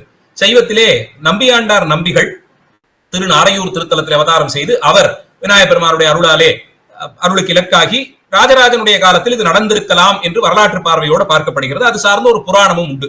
அதே போல அதே பகுதியிலேயே பிறந்த நாதமுனிகள் என்ற வைணவ ஆச்சாரியர் அத்தனை தூரத்திற்கு பிரபலமாக இல்லாதது என்று சொல்லலாம், இல்லை இன்னும் சொல்லணும்னா மறைந்தே போய்விட்டது என்கிறார்கள் வைணவர்கள். காணாமலேயே போய்விட்டது. அதை போய் இவர் மீட்டு வந்தார், சில அற்புதங்கள் எல்லாம் நிகழ்த்தி அதை மீட்டு வந்தார் என்று சொல்லி இறைவனுடைய அருளாலே இந்த 2 பேரையும் வைத்து அப்போ 10ஆம் நூற்றாண்டு வாக்கில் சைவ வைணவ இலக்கியங்கள் தொகுக்கப்பட்ட ஒரு பெரிய செயல் நடைபெற்றிருக்க வேண்டும் என்று ஒருவாறு யூகிக்கலாம். நிறைய அற்புதங்கள் சார்ந்த புராண கதைகள் எல்லாம் சொல்லப்பட்டாலும் அந்த நூற்றாண்டில் இந்த தொகுப்பு என்ற ஒரு பணி மிக முக்கியமாக நடந்ததாக நாம் கொள்ள முடிகிறது. இந்த அடியார்களுடைய வாழ்க்கையிலே நிகழ்ந்த அற்புதங்களை பதிகங்கள் தோறும் நாம் வைத்து பார்க்கிறோம். அதிலும் தேவார பதிகங்களிலே இறந்தவரை உயிர்ப்பிப்ப செய்வதிலிருந்து, முதலை உண்ட சிறுவனை மீட்டுக் கொடுத்ததிலிருந்து, கல்லிலே கட்டி கடலில் இட்ட போதும் அது மிதந்து வந்ததிலிருந்து இப்படி பல்வேறு அற்புதங்கள் தேவார பதிகங்களிலே நாம் இருக்க பார்க்கிறோம். அதே போல பாடல்களினுடைய நிறைவிலே ஒரு கடைக்காப்பு பாடல், அதிலே ஒரு பலஸ்ருதி போலே இந்த பாடலை பொருளோடு தெரிந்து விண்ணப்பம் செய்வதாலே இன்னென்ன நன்மணிகள் எல்லாம் பெறலாம் என்று சொல்லுவதும் 2 இலக்கியங்களையும் பொதுவாக இருக்கிறது. அதிலே பெரும்பான்மை அது மேலை வீடாக சொல்லப்படும் இறைவனுடைய திருவடியை அடைதல் என்பது சொல்லப்பட்டிருந்தாலும் திருமணம் நடைபெறுவதற்கும் கல்வி கேள்விகளிலே சிறந்து விளங்குவதற்கும் செல்வந்தர்களாக இருப்பதற்கும் அடியார்களுக்கு தொண்டு செய்யும் பாக்கியம் கிடைக்கும் என்றெல்லாம் கூட சொல்லும் அளவில் இங்கே நாம் இந்த உலகில் இருக்கும் காலத்தில் அனுபவிப்பதற்கென்று சிலதை ஒரு புண்ணியம் போலே சொல்லி வைத்திருக்கிறார்கள். அதையும் நாம் கருத்தில் கொள்ள வேண்டியிருக்கு. ஏன்னா சமுதாயத்தில் இருந்த மக்களுக்கான தேவைகளை இதுவே பூர்த்தி செய்யும் என்ற ஒரு நம்பிக்கை. அதற்கு முன்பாக நம்முடைய வேண்டுதல்கள் பிரார்த்தனைகள் இதெல்லாம் நிறைவேறணும்னா அதற்குன்னு சொல்லப்பட்டிருந்த யாக காரியங்கள் இவைகள் எல்லாம் மிகவும் கடினமாக இருந்தன. ஏதோ அரசர்கள் செல்வந்தர்கள் செய்யலாம். ஆனால் வழிபாட்டை சிறுவர் எளிமையான நிலையில் இருக்கக்கூடியவர்கள், பொருளாதார அளவிலே எளிமையாக இருப்பவர்களும் செய்ய வேண்டும் என்றால் இந்த 11 பாடல்களை பாடினாலுமே போரும், இந்த பதிகத்தை பாடினாலே போரும் என்ற அளவிலே அதை கொண்டு வந்து நிறுத்தி அது அற்புதங்கள் நிகழ்த்தி காட்டியதாலே மக்களிடத்தே ஒரு நல்ல செல்வாக்கை பெறும்படியாக செய்தது என்று இது தொடர்ந்து நமக்கு 10ஆம் நூற்றாண்டு வரையிலும், அதே காலகட்டத்தில் நமக்கு அதற்கு முன்பாக பாடப்பட்டிருந்த ஏனைய நூல்களை எல்லாம் தொகுத்து 9, 10, 11ஆம் திருமுறைகள் செய்யப்பட்டும் 12ஆம் நூற்றாண்டு வாக்கிலே சேக்கிழார் பெருமானால் செய்யப்பட்ட பெரிய புராணம் என்ற அளவிலே, வைணவர்களுடையது அது அந்த 9ஆம் நூற்றாண்டோடு எல்லாம் முடிவு பெற்று அதன் பிறகு ராமானுஜர் என்று ஒரு மிகப்பெரிய சமுதாயத்திலே வரலாற்று ரீதியாக ரொம்ப முக்கியமான ஒரு நபராக நாம் பார்க்க வேண்டிய ஒருவர், அவருடைய காலம் அது ராஜராஜனுடைய காலத்தை ஒட்டியே இருக்கலாம் என்று கொள்ளலாம். அப்படி 10ஆம் நூற்றாண்டிலே தோன்றி ராமானுஜருடைய முயற்சியினாலே, பெருமுயற்சியினாலே இந்த ஆழ்வார்களுடைய பாடல்கள் தென்னிந்தியாவில் கர்நாடக, ஆந்திர தேசம் வரையிலும் பரவுவதற்கு பல்வேறு முயற்சிகள் எடுக்கப்பட்டு அவைகள் எல்லாம் அங்கேயும் பரவிவிட்டன. அதை தொடர்ந்துதான் அங்கேயும் இந்த பக்தி இயக்கம் என்ற ஒன்று நிலை கொண்டு ஆந்திர தேசத்திலே குறிப்பாக இசையால் இறைவனை ஏத்துதல் என்ற மரபிலே அவர்கள் சொன்னது போலே அன்னமாச்சாரியாருடைய காலம், இந்த கர்நாடக சங்கீத இசை அதனுடைய தொடக்க புள்ளியாக நாம் பார்க்கக்கூடியது ஆந்திர மொழியிலே அன்னமாச்சாரியாரையும், கன்னட மொழியிலே ஹரிதாசர், புரந்தரதாசர் போன்ற அந்த தாசர் மரபையும். இவர்கள் இருவருக்குமே அவர்கள் கொண்டிருந்த அந்த எண்ணங்களுக்கு, அவர்கள் கொண்டிருந்த இறை வழிபாட்டு மரபிற்கு அடித்தளம் அமைத்து கொடுத்தது தமிழிலே தோன்றிய இந்த பக்தி நெறிதான். அதை வைத்துத்தான் அங்கே இவர் திருவேங்கடமுடையானுடைய பெருமைகளை எல்லாம் பாடுவதும், அங்கே அவர் கிருஷ்ண பக்தியினுடைய ஒரு அம்சமாக பாடுவது என்று கன்னடத்திலும் தெலுங்கு மொழியிலும் இதே போன்று இலக்கியங்கள் தோன்றத் தொடங்கின. இது தமிழ்நாட்டில் இருந்து தொடங்கிய இந்த மரபு தெற்கே இருந்து தோன்றியது கிட்டத்தட்ட 12ஆம் நூற்றாண்டிலிருந்து 15, 16ஆம் நூற்றாண்டு வரையில் இது சென்றடையாத பகுதிகளே இந்தியாவில் இல்லை என்று சொல்லலாம் அளவிற்கு வடக்கே காஷ்மீரம் வரையிலும், மேற்கிலே குஜராத், மகாராஷ்டிரா பகுதிகள், ராஜஸ்தான் வரையிலும், கிழக்கிலே அசாம் பகுதிகள் வரையிலும், அதற்கு இடைப்பட்டிருக்கக்கூடிய எல்லா பகுதிகளிலும் என்று பொதுவாக சொல்லலாம்.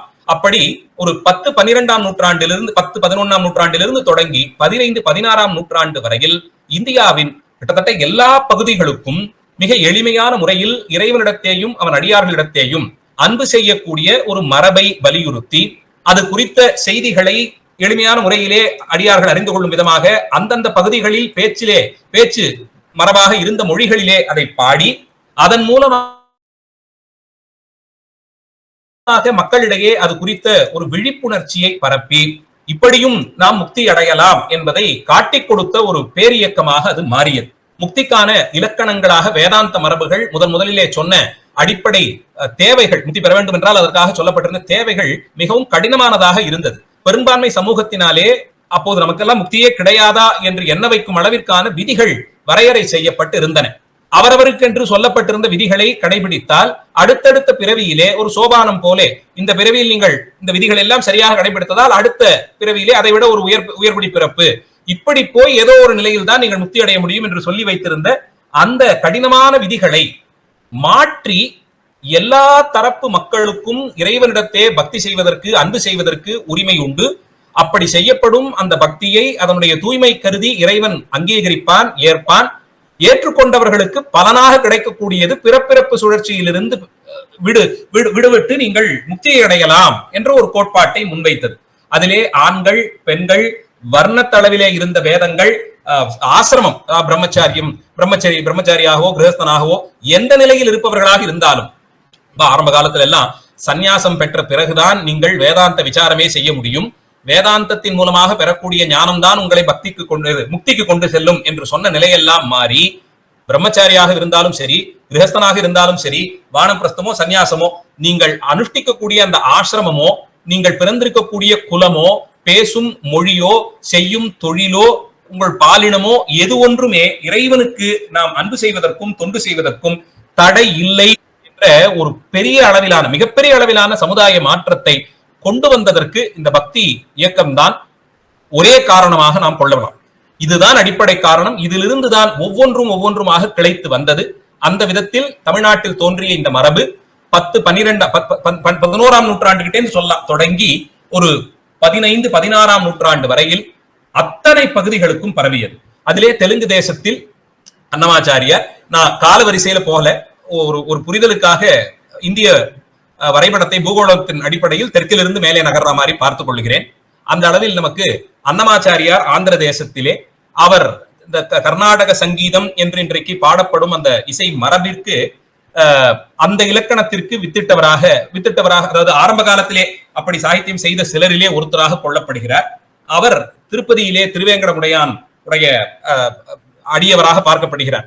அவரே முதலில் இந்த ஸ்மிருதிகளை கொண்டு சொல்லப்பட்டிருக்கக்கூடிய யாக காரியங்களை செய்வது, விதிக்குட்பட்டு வாழ்வது, இப்படி கடினமான காரியங்களை எல்லாம் செய்யக்கூடிய குலத்தில் பிறந்தாலும் அவர் ஒரு நாள் வீட்டு வயலிலே உட்கார்ந்து கொண்டிருக்கும் போது திருப்பதிக்கு யாத்திரையாக செல்லக்கூடிய அடியார்கள் மிகவும் எளிமையாக இறைவனுடைய நாமத்தை சொல்லிக் கொண்டும் பாடி ஆடிக்கொண்டும் குதித்தபடி அவர்கள் சென்ற அந்த யாத்திரையை பார்த்து அதனால் ஈர்க்கப்பட்டு கடுமையான யோகங்களை எல்லாம் கைகொள்ளும் மரபிலிருந்து மீண்டு மிக இனிமையாக எல்லோருக்கும் புரியும் விதமாக வேத வேதாந்த கருத்துக்களை எல்லாம் கூட மொழி அந்த பகுதியிலே பேசப்படும் தெலுங்கு மொழியிலே அமைத்து அதை எல்லோரும் பாடக்கூடிய அளவிலே பாடி இறைவனுக்கு பக்தி செலுத்தினார். அவருடைய காலகட்டத்தில் தான் இன்று நாம் பார்க்க, அதாவது எல்லோரையும் கோயில்களுக்குள்ளே விடலாமாங்கிற சர்ச்சையெல்லாம் நடந்த காலத்தில் இவர் ஒரு விக்கிரகத்தை செய்து கொண்டு, திருப்பதி பெருமாளோட விக்கிரகத்தை செய்து கொண்டு, பெருமாள் எல்லாருக்கும் இடத்துக்கும் வருவார்னு சொல்லி அந்த பெருமாளுடைய விக்கிரகத்தை கொண்டு போய் எல்லா தரப்பு மக்களும் சூழக்கூடிய பொது இடங்களிலே வைத்து அந்த பெருமாளுக்கு கல்யாணத்தை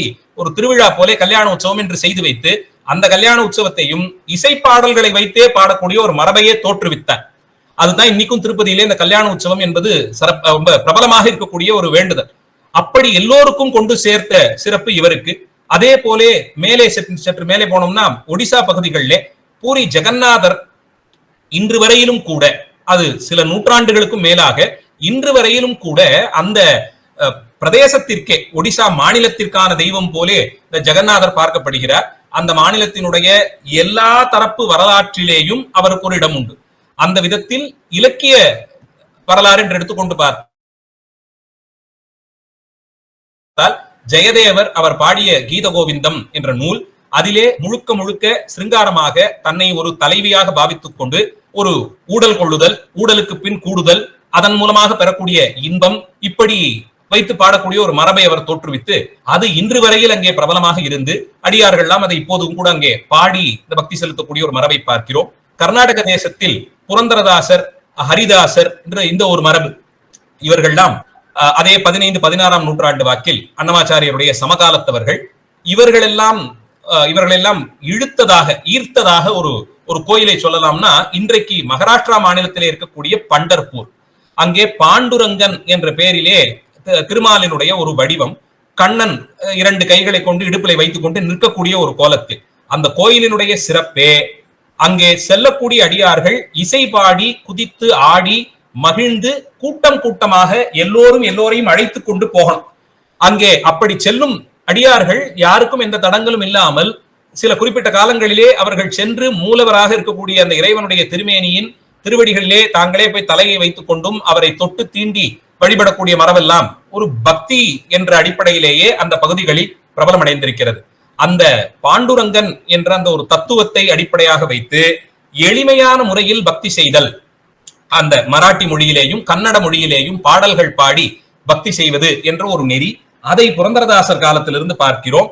இன்னும் சொல்ல போனால் அவர் உடுப்பி, கர்நாடக மாநிலத்தில் இருக்கக்கூடிய இந்த உடுப்பி, அந்த பகுதியிலே இருக்கக்கூடிய அந்த கண்ணன் பேரிலும் நிறைய பாடல்கள் பாடுறார்.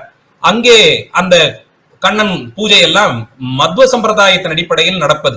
அவர்கள் வர்ணாசிரம தர்மத்திற்கு ரொம்ப முக்கியத்துவம் தரக்கூடிய ஒரு அமைப்பு. அங்கே பிற்படுத்தப்பட்டவராக அறியப்படும் குலத்தை சேர்ந்தவர்கள் இறைவனை பாடினார்கள் என்றும் அவர்களுக்காக இறைவனை திரும்பி நின்று தரிசனம் கொடுத்தார் என்றெல்லாம் பின்னாளிலே புராண கதைகள் எல்லாம் சொல்லப்படுகின்றன. அந்த அளவில் குலங்களை கடந்து வர்ணாசிரமத்தினுடைய அந்த கோட்பாடுகள் இறை பக்திக்கு தடையில்லை என்று சொல்லி பக்தி செய்யக்கூடிய ஒரு நிலையிலே நாம பிரபலமாக சைவ சமயத்தில் எப்படி நந்தனாரை பார்க்கிறோமோ அதுபோலே இந்த பக்தி இயக்க மரபை எடுத்துக்கொண்டு பார்த்தால் ஒவ்வொரு இயக்கத்திலும் ஓரிருவராவது நந்தனார் போல இருப்பார்கள். பிறப்பிலேயே அது 4வது வர்ணம் கூட இல்ல, அதையும் கடந்தெல்லாம் இருக்கக்கூடியதாக சொல்லப்படும் சூழலில் இருந்து வந்தும் அவர்கள் நல்வினை பயனாக இறைவனிடத்தை செலுத்தக்கூடிய அந்த தூய பக்தி, அதை அப்போதிருந்த பொது சமுதாயம் எப்படி பார்த்தது, அதை கடந்து இறைவன் அவர்களை எப்படி அங்கீகரித்தான் என்பதை முன்னிறுத்தும் விதமாக இந்த நிகழ்ச்சிகள் எல்லாம் நடந்ததை பார்க்கலாம். அதனால் இந்த எல்லா இயக்கத்திற்கு பின்பாகவும் ஒரு நந்தனார் இருப்பார்னு பொதுவா சொல்லலாம். அவ்வளவு தூரத்திற்கு எல்லோருக்குமானதாக இந்த இயக்கம் இருந்து வந்திருக்கிறது. இப்படி கர்நாடக தேசம், கர்நாடகத்திலே இன்னும் ஒரு முக்கியமான புள்ளியாக நாம் பார்க்கப்பட வேண்டியது, சைவ சமயத்தில் வீர சைவர்கள் என்று இன்றைக்கு நாம் அழைக்கக்கூடிய அந்த பகுதிகள், கர்நாடகால குறிப்பா போனோம்னா லிங்காயத் என்று அழைக்கப்படுபவர்கள், அவர்களுடைய அந்த மரபு வீர சைவம் என்பது ஒரு தத்துவ தரிசனம். அது ஒரு 7-8ஆம் நூற்றாண்டிலிருந்து இருந்ததாக சில வரலாற்று ஆசிரியர்கள் குறித்து சொல்லப்படுகிறது. அதிலே ரேணுகாச்சாரியார் என்பவர் மிக முக்கியமான அளவில் வைத்து சொல்லப்படும் ஒரு ஆச்சாரியர். அவரிடத்தே இருந்துதான் இந்த நெறி பிரபலமடைந்து அது பெரும்பான்மை வளர தொடங்குகிறது. அந்த ஒரு அமைப்பிலே 12-13ஆம் நூற்றாண்டு வாக்கில் ஏற்பட்ட பல்வேறு கலகங்கள், அங்கே ஏற்பட்ட சில குழப்பங்கள், அதன் மூலமாக அது மக்களிடையே சென்று சேராதோ என்று நினைத்த அளவில் பசவர் அவருடைய அவதாரம், அவர் ஏற்படுத்தி வைத்த பல்வேறு மாற்றங்கள், அதிலே அவர் கைகொண்ட யுக்திகள் பக்தி பக்தி இயக்கத்தினுடைய யுக்திகளைத்தான் அவரும் கைகொள்ளுகிறார். ஒன்று, எல்லா தரப்பு மக்களுக்கும் இறைவனை வழிபடுவதற்கான அதிகாரம் உண்டு. இரண்டாவது, அந்த பகுதியிலே வழங்கப்படும் அந்த வழக்கு மொழியை பேசுவது, அந்த பிராந்திய மொழியை பேசுவது, குறிப்பாக கன்னடத்தை. மூன்றாவது, அந்த கன்னட மொழியிலே சொல்லப்படும் சமய கருத்துக்களையும் இசைப்பாடல்களாக பாடுவது. அவற்றினுடைய தொகுப்பைத்தான் வச்சன கவிதைகள் என்று சொல்வார்கள். அதுல வச்சன கவி என்பார்கள். அது வச்சன கவி என்று சொல்வதற்கு காரணம், அது ஒரு உரையாடல் போல அமைந்திருக்கும். பசவரும் அவருடைய சீடர்களும் என்று எடுத்துக்கொண்டால் இவர்கள் கேள்வி கேட்க அவர் பதில் சொல்லும் விதமாக இருக்கும். அவர் சொன்ன பதிலேயே இவர்கள் மீண்டும் ஒரு முறை உச்சரிக்க அது ஒரு பாடல் அமைப்பு போல இருக்கும். முதல் வரியை ஒருத்தர் பாடுவார், அதே வரியை பின்னாடி இன்னொருத்தர் தொடர்ந்து பாடுவார். இப்படி ஒரு குழு இசை போலே வைத்து வச்சன கவிகளாக அதை பாடி மிகவும் கடினமாக இருந்த தத்துவங்களை எல்லாம் எளிமையான மொழியிலே மக்களுக்கு இசையோடு சேர்த்து அதை பாடுவதன் மூலமாக அது மனதிலே நின்றுவிடும். எப்போதாவது நமக்கு ஏதாவது ஒரு குழப்பம் ஏற்படக்கூடிய காலத்தில் சிந்திக்க தொடங்கினோம்னா இந்த பாடல் நமக்குள்ளே ஒலிக்கும். அதனால் அது இசையோடு பாடுதல் என்ற ஒரு அமைப்பினை பசவர் ஏற்படுத்தி, அதுவும் கர்நாடகத்தின் சமுதாய அமைப்பையே மாற்றியது என்று சொல்லலாம். அதனுடைய தாக்கத்தை சமீப காலம் வரையிலும் நாம் பார்த்தோம். அந்த அளவில் பசவருடைய செயல்பாடுகள், அதுவும் ஒரு விதத்தில் இசை, அந்த மொழி, இதை கொண்டு வளர்ந்த ஒரு பக்தி இலக்கிய இயக்கமாக பார்க்க முடிகிறது. அடுத்து மேலே மேற்கு பக்கத்துல அடுத்து மேலே நகர்ந்தோம் என்றால் மகாராஷ்டிரா பகுதி. முன்பே சொல்லியிருந்தேன், அங்கே இந்த பாண்டுரங்கருடைய ஆலயம், அது சார்ந்து அங்கே இருக்கக்கூடிய வழிபாடுகள். இன்றும் கூட அந்த பாண்டுரங்கர் உடைய அந்த வழிபாட்டை பார்த்தால் கிட்டத்தட்ட கிழக்கே பூரிக்கும் இந்த பக்கத்தில் இந்த பண்டரிபுரத்திற்கும் ஒரு நெருக்கமான தொடர்பு இருப்பதையே பார்க்கலாம். அந்த பகுதியிலே இருக்கும் மக்களுக்கு இவர் தங்கள் வீட்டில் வளரும் செல்லப்பிள்ளை போல அந்த கண்ணனை பார்ப்பார்கள், மேலே விழுந்து பக்தி செய்வார்கள். அதிலே நாம் சாதாரணமாக தென்னகத்திலே கடைபிடிக்கக்கூடிய ஆச்சாரம் இவற்றை எல்லாம் அவர்கள் பெரிய அளவிலே பொறுப்பில் கொள்ளாது. ரொம்ப தூரத்திலிருந்து எல்லாம் கால்நடையாக நடந்து இறைவனுடைய பெருமைகளை ஆடி பாடி மகிழ்ந்து கொண்டு, தமிழகத்திலே இந்த காவடி எடுத்தல் என்ற ஒரு மரபு, அதுவும் நமக்கு பன்னெடுங்காலமாக இருந்து வரக்கூடிய மரபு. அப்படி காவடி எடுத்து செல்லும் அடியார்கள் கூட தொலைதூர பயணம் நடந்து செல்வது, இந்த கணத்தை சுமந்து கொண்டு செல்வது, இதனால் ஏற்படக்கூடிய அந்த பலு அது தெரியாமல் இருப்பதற்கு இசை பாடல்கள் பாடி அரோகரா கோஷம் எல்லாம் எழுப்பி அது ஒரு தெம்மாங்கு என்ற அமைப்பில் எல்லாம் வைத்து பாடக்கூடியது. இந்த மரபெல்லாம் கூட அதுல பாடல்கள் எல்லாம் சமீப காலம் வரையிலும் கூட எழுதப்பட்டிருக்கு. அதையெல்லாம் கூட 6-7ஆம் நூற்றாண்டிலே தொடங்கிய இந்த பக்தி இயக்கத்தினுடைய ரொம்ப பிற்காலத்திய வளர்ச்சியாக கொள்வதிலே தடையில்லை. ஏன்னா இறைவன் குறித்தும் அவன் அடியார்கள் குறித்தும் பேசப்படுகிறது. மக்கள் மனதிலே ஒரு ஆழ் நம்பிக்கையை அது ஏற்படுத்துகிறது. அந்த பக்கத்தில் வழங்கப்படும் தமிழ் மொழியில் அது பாடலாக வருகிறது. மக்களுக்கு புரியக்கூடிய எளிமையான அளவிலே இசையோடு சேர்த்து பாடப்படுது. அந்த நிலையில் 20ஆம் நூற்றாண்டு வரையிலும் கூட அப்படி எழுதப்பட்ட காவடி பாடல்கள், அந்த காவடி சிந்து, இவற்றையெல்லாம் நாம் இதனுடைய ஒரு தொடர்ச்சியாகவே பார்க்கலாம். அதுதான் மகாராஷ்டிராவிலே இந்த பண்டரிபுரத்தில் நாம் பார்க்கக்கூடிய இந்த பாண்டுரங்கன் வழிபாட்டு அமைப்பில் நமக்கு தோன்றிய வார்காரீஸ் என்று அழைக்கப்படும் மராட்டிய தேசத்தைச் சேர்ந்த கவிகள். அது கிட்டத்தட்ட ஒரு ஞான மரபு போலே தொடர்ந்து இவருக்கு பின் இவர், இவருக்கு பின் இவர்னு தலைமை ஏற்று ஒரு ஆச்சாரிய பரம்பரை போலே அது தொடங்கி எல்லோரும் ஒரே புள்ளியிலே, அதாவது இந்த கீழே சொன்னது போல இனம், மொழி இவற்றையெல்லாம் கடந்து இறைவனிடத்தே செய்யும் அன்பு, அந்த அன்பை யார் செய்தாலும் அதை இறைவன் அங்கீகரிப்பான் என்ற அளவிலே சொல்லப்பட்டு அது நெறிப்படுத்துகிறது. அந்த வரிசையிலே தான் நமக்கு நிவிருத்து, நாமதேவ், சோபான், முக்தபாய், ஏகநாத், நாமதேவர், அப்புறம் துக்காராம், இவர்கள் எல்லாம் அதில் தான், தியானேஸ்வரர், இவர்கள்லாம் அந்த வரிசையில வரக்கூடியவர்கள் தான். தியானேஸ்வரி என்று மராட்டியில் எழுதப்பட்ட மிக தொன்மையான நூலாக அது கொள்ளப்படுகிறது. சந்த் தியானேஸ்வர் அவர் இயற்றிய நூல். அப்போது இறைவன் சார்ந்து சமயம் சார்ந்து நூல்கள் எல்லாம் வடமொழியில் மட்டும்தான் இருக்க வேண்டும் என்ற அளவில் இருந்த விதிகளை மாற்றும் விதமாக இவர் அந்த பிரதேச மொழியிலேயே பாடுகிறேன் என்று சொல்லி, அதிலும் மிகவும் இனிமையான மராட்டி மொழியிலே இதை நான் பாடுகிறேன் என்று சொல்லியே தொடங்குகிறார். அவர்கள் சார்ந்து வழங்கப்படும் கதைகளில் எல்லாம் கூட வேத வேதாந்தங்கள் அறியாதவர்களுக்கும் முக்தி உண்டு என்பதை அவர்களே நிகழ்த்தி காட்டிய சில அற்புதங்களின் மூலமாக பிரகடனம் பண்ணினது பற்றிலாம் கதைகள் எல்லாம் உண்டு. வேதம் சொல்வதற்கு எல்லாருக்கும் அதிகாரம் இல்லை என்று ஒரு வாதம் சொன்ன போது அங்கே சென்ற ஒரு கழுதையை அழைத்து இவர்கள் அருளினாலே வேதத்தின் இந்த பகுதியை சொல் என்று சொன்ன போது அந்த கழுதை அந்த வேத பகுதிகளை எல்லாம் சொன்னதாம். அதனாலே பொருள் தெரியாது ஏதோ மனப்பாடம் செய்தேன் சொல்றேங்கிறதுனால எல்லாம் இறைவனுடைய அருளுக்கு இலக்காக முடியாது. இது வெறும் பயிற்சி தான், அதை யார் வேணாலும் பெறலாம். உள்ளுணர்வோடு அந்த வேதத்தினுடைய பொருளை உணர்ந்து சொல்லணும்னு எல்லாம் அவர்கள் செய்ததாக சில திருவிளையாடல்கள் அவர்கள் காலத்திலே அற்புதங்கள் நடந்ததாக எல்லாம் சொல்லப்படுகிறது. அப்படி தொடர்ந்து அந்த மரபு, அதிலே இசை, அந்த மொழி இதற்கு முக்கியத்துவம். அடுத்தது இன்னும் மேலே சென்றோம் என்றால் இந்த பக்கத்திலே நமக்கு குஜராத், ராஜஸ்தான் இந்த பகுதிகளிலே நாம் பார்க்கக்கூடிய வைணவ சமயம். இந்த இடத்திலே மீண்டும் ஒரு முறை ஒரு 10ஆம் நூற்றாண்டுக்கு உங்களை வரும்படியாக கேட்கிறேன். ராமானுஜாச்சாரியார் பத்தி சொல்லி இருந்தேன். அந்த ராமானுஜாச்சாரியார் அவர் ஒரு பெரிய அளவிலான ஆளுமையாக நாம் கொள்ளலாம். கிட்டத்தட்ட அவருடைய புராணத்திலே சொல்லப்பட்டிருக்கும்படி காஷ்மீரம் வரையிலும் அவர் சென்று மீண்டார் என்றும், இங்க கிழக்கே பூரி, மேற்கிலே துவாரகை இந்த தலங்களுக்கெல்லாம் போய் அவர் தரிசனம் செய்தார் என்றெல்லாம் சொல்லப்படுகிறது. அதனுடைய தாக்கமும் கூட அவருடைய காலத்திற்கு சற்று பிறகு உடனேயே வந்த ராமானந்தர் என்ற ஒரு ஆச்சாரியர், அவர் ராமானுஜருடைய அந்த கொள்கைகளை அப்படியே எடுத்துக்கொண்டார் என்று பார்க்கலாம். அவர் ஒரு 14-15ஆம் நூற்றாண்டில் வாழ்ந்தவர். இந்த ராமானுஜர் விட்டு சென்ற அந்த வைணவ நெறியை ஹிந்தி, மைத்திலி போன்று அங்கே வழக்கத்தில் இருந்த மொழிகளிலே வைத்து அந்த பக்கத்திலே இருந்த மக்களுக்கு அதை கொண்டு சேர்த்த சிறப்பு இவருக்கு தான். நாம தென்னகத்திலே ரொம்ப அறியாத ஒரு வரலாற்று கதாபாத்திரம் இவர். மிக முக்கியமான ஒரு ஆச்சாரியர். வைணவ பக்தி நெறி ஆழ்வார்கள் குறித்தெல்லாம் வடதேசத்திற்கு சென்றதற்கு இவரைத்தான் நாம் காரணமாக கொள்ள முடிகிறது. இன்னைக்கும் நாம் ராஜஸ்தானில் இருக்கக்கூடிய சில பகுதிகளுக்கெல்லாம் போனால் அங்கே தென்னாட்டில் இருக்கக்கூடிய வைணவர்களை ஆச்சாரியர்களாக கொண்டிருக்கக்கூடிய தலைமுறையாக இருக்கக்கூடிய வைணவர்கள் அங்க பார்க்கலாம். புஷ்கரம் இந்த மாதிரியான தேசங்களுக்கெல்லாம் அங்கே நகரங்களுக்கு போனால் ராஜஸ்தான், குஜராத் பகுதிகளிலே இந்த தென்னகத்து வைணவ நெறி அவர்கள்லாம் இவர்கள் இட்டுக் கொள்வது போலே அந்த ஊர்த குன்றத்தையே இட்டுக் கொள்வார்கள். 2 வெள்ளை கோடுகளுக்கு நடுவிலே ஒரு சிவப்பு கோடுமாக போட்டு திருமண் என்றவர்கள் சொல்லக்கூடிய அதையே நெற்றியிலே இட்டுக் கொள்ளுகிறார்கள். அதே போல இவர்களுக்கும் சந்நியாசம் உண்டு. 3 மூங்கில் கழிகளை முக்கோலாக தாங்கக்கூடிய அந்த மரபிலே வருகிறார்கள். இந்த ராமானந்தர் என்பவரிடமிருந்து பிரிந்து பல பல சமய பள்ளிகள் இந்த பக்தி இயக்க வரலாற்றிலே இடம்பெறுகின்றன. அதிலே நமக்கு வட இந்தியாவில் ராஜஸ்தான் பகுதிகளிலே அரச பாரம்பரியத்திலே வந்தவர்கள் நிறைய பேர். அது ஒரு பெரிய பட்டியல் போலவே வருது. அந்த அவர்களுடைய அந்த அமைப்பையே சொல்லும் போது ராஜரசர் என்பார்கள். ரசம் என்பது இந்த ராச லீலையை குறிப்பது. அதாவது கண்ணன் என்ற அந்த கிருஷ்ண அவதாரம் அதை பரம்பொருளாக கொள்ள வேண்டியது.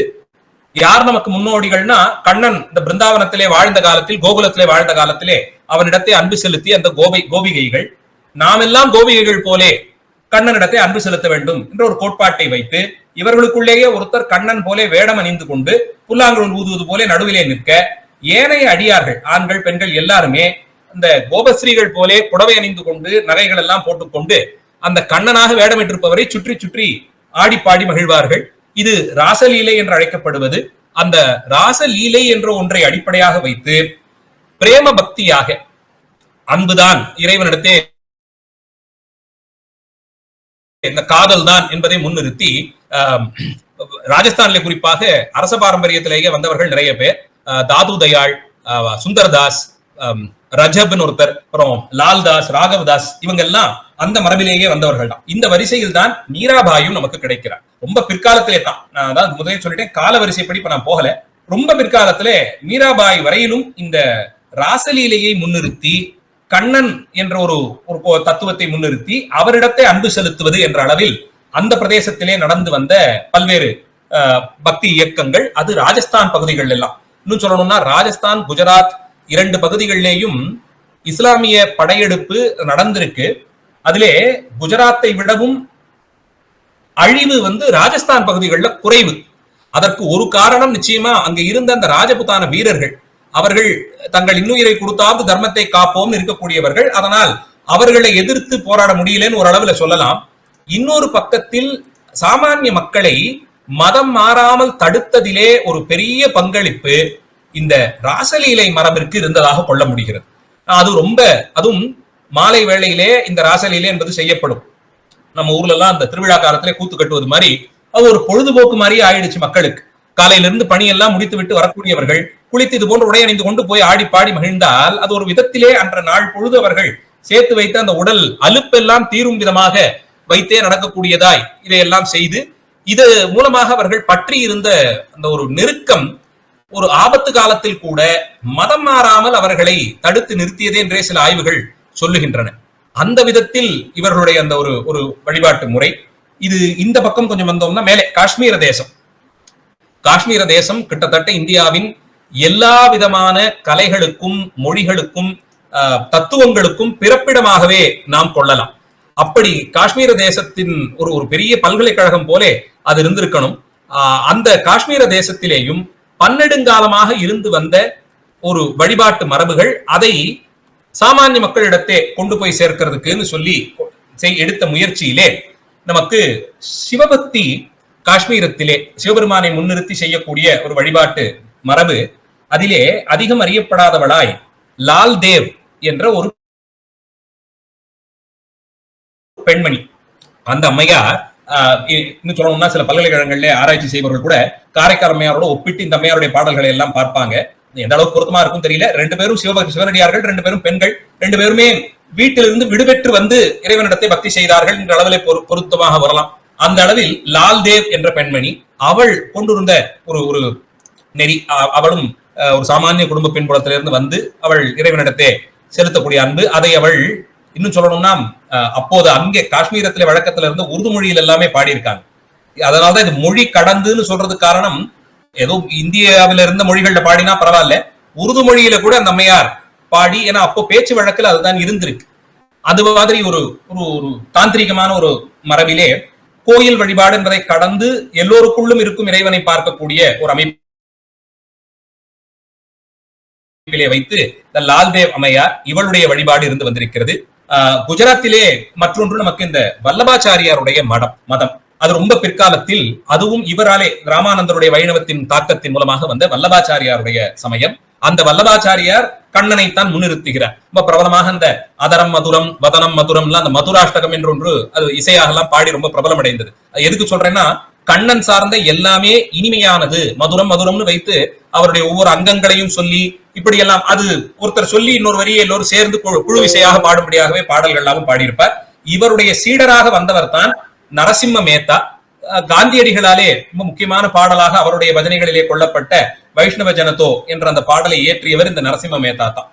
இவர்கள்லாம் அந்த வைணவ வழிபாடு, கண்ணனை முன்னிறுத்தி செய்யப்படும் வைணவ வழிபாடு, அதை சார்ந்தவர்களாக அறியப்படுகிறார்கள். இதை அடுத்து காஷ்மீரம் பார்த்துட்டோம். உத்தரப்பிரதேசத்திற்கு வந்தால் காசி மாநகரத்தை தன்னிடத்தை கொண்டிருக்கக்கூடிய ரொம்ப முக்கியமான பகுதி. அங்கே வேத வழிபாட்டு மரபுகள்லாம் பன்னெடுங்காலமாக இருக்கக்கூடியது. கங்கை கரை முழுக்க அதுதான் இருந்து வந்திருக்கிறது. அங்கே ஒரு மாறுதல் போலே தோன்றியவர்கள் தான் இந்த ராமானந்தருடைய மதத்திலேயே வந்த அந்த கிளை பிரிவுகளை எல்லாம் சார்ந்த கபீர்தாசர், அது போலே துளசிதாசர், விருந்து, இது மாதிரி இருக்கக்கூடிய சில கவிகள். அவர்கள்லாமும் தத்துவ ஆராய்ச்சிகள்லாம் ஈடுபட்டிருக்காங்க. அவர்களுக்கு எல்லாம் யாரோ ஒரு ஆச்சாரியர் இருந்திருக்காங்க. கபீர்தாசரை அவர் வளர்ந்த விதம், அவர் உடுத்தி இருந்த உடுப்பு, இதையெல்லாம் வைத்து இஸ்லாமியர் என்று சொன்னாலும் இறைவனுடைய நாமங்களிலே மிகவும் எளிமையான நாமம் கோவிந்தன் என்பதுதான் என்றும், நான் ராமனுடைய நாய், ராம்கா குத்தா என்றே தன்னை சொல்லிக் கொள்ளும் அளவெல்லாம் அவரும் இருந்திருக்கார். ஒரு விதத்தில் அப்போது இந்த பக்தியில இயக்கம் சமயத்தால் ஏற்பட்ட பூசல்களுக்கு கூட ஒரு பாலம் அமைப்பது போல சில முயற்சிகள்லாம் இது போன்று எடுத்திருக்கலாமோன்னு ஒரு எண்ணம் தோன்றுகிறது. அந்த அளவில் கபீர்தாசர். துளசிதாசர் வடமொழியில் இருந்த ராமாயண காவியம், அதை ராமச்சரித்த மானஸ் என்று மைத்திலி என்ற அந்த பகுதியிலே வழங்கப்பட்ட ரொம்ப அழகான ஒரு மொழி, ரொம்ப மென்மையாக இருக்கும் கேட்கறதுக்கு. அந்த மொழியில அதை பாடுற இப்படி வரக்கூடிய உத்தரப்பிரதேசத்திலே நமக்கு இவர்கள் எல்லாம் கிடைக்கிறார்கள். அது கடந்து கிழக்கே வந்தோம்னா அஸ்ஸாம் பகுதிகளிலே இது தாண்டி இந்த சீக்கியர்கள் இவர்களெல்லாம் கூட பக்தி இயக்கமா அப்படின்னு சொல்லி ஒரு ஒரு கேள்வி எப்போதும் ஒன்று உண்டு.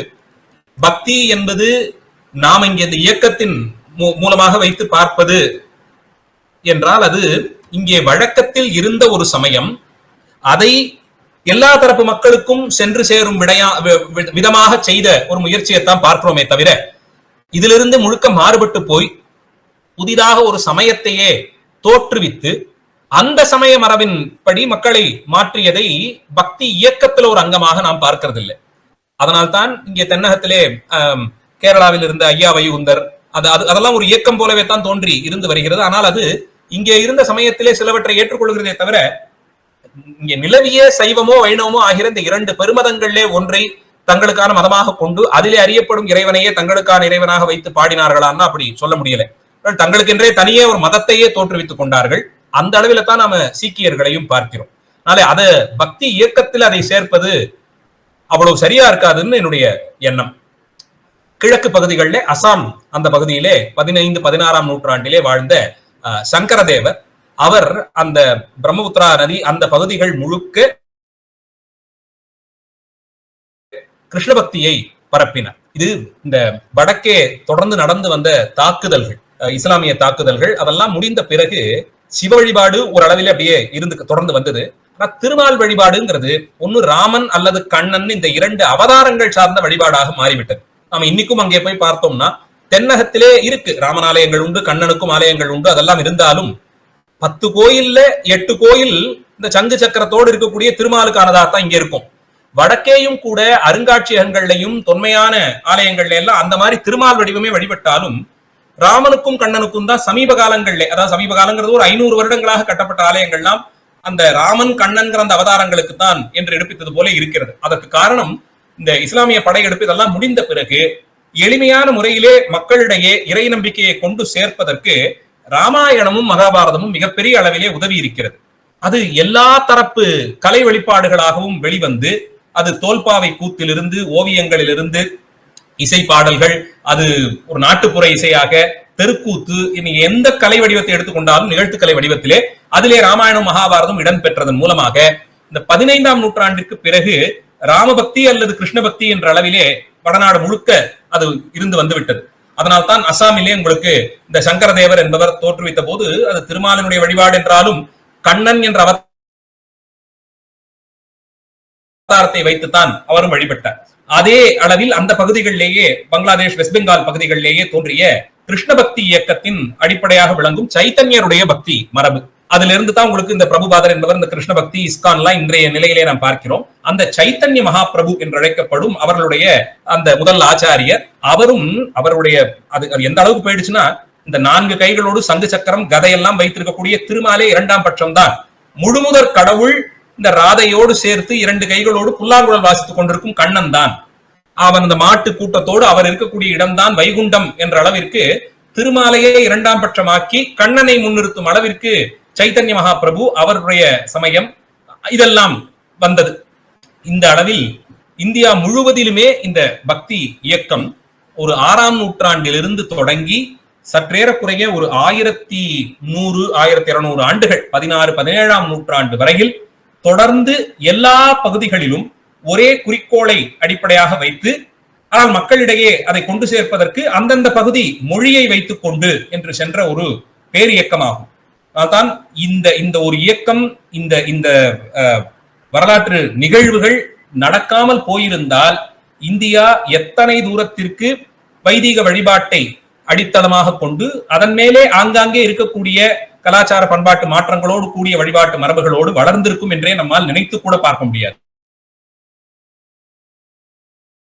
இன்னும் சொல்ல போனால் இஸ்லாமியர்களுடைய தாக்குதல்களாகட்டும், அவர்கள் இங்கே வந்து செய்த அரசியல் சமுதாய மாற்றங்களாகட்டும், இல்ல ஒரு 16ஆம் நூற்றாண்டிற்கு பிறகு போர்ச்சுகீசியர்கள் தொடங்கி பிரெஞ்சுக்காரர்கள், ஆங்கிலேயர்கள் எல்லாரும் வந்து இங்கே காலனியாக்கி இங்கே ஏற்படுத்திய கலாச்சார மாற்றங்கள், 20ஆம் நூற்றாண்டு உலகமயமாக்கலுக்கு பிறகு ஏற்பட்டிருக்கக்கூடிய மாற்றங்கள், 21ஆம் நூற்றாண்டிலே இப்போது நாம் சந்திக்கும் மாற்றம் வரையிலும் இந்தியாவில் இந்த இறை நம்பிக்கை என்பது பெரும்பான்மை மக்களுக்கு ஆழமாக இருப்பதற்கு ஒரு காரணமாக ஞானசம்பந்த பெருமான் காலத்தில் தோற்றுவித்த இந்த பக்தி இயக்கம்தான், அதனுடைய பெரும்பங்கை பக்தி இயக்கம் தான் வளர்த்திருக்கு, வழங்கி இருக்குன்னு தைரியமாக சொல்லலாம்.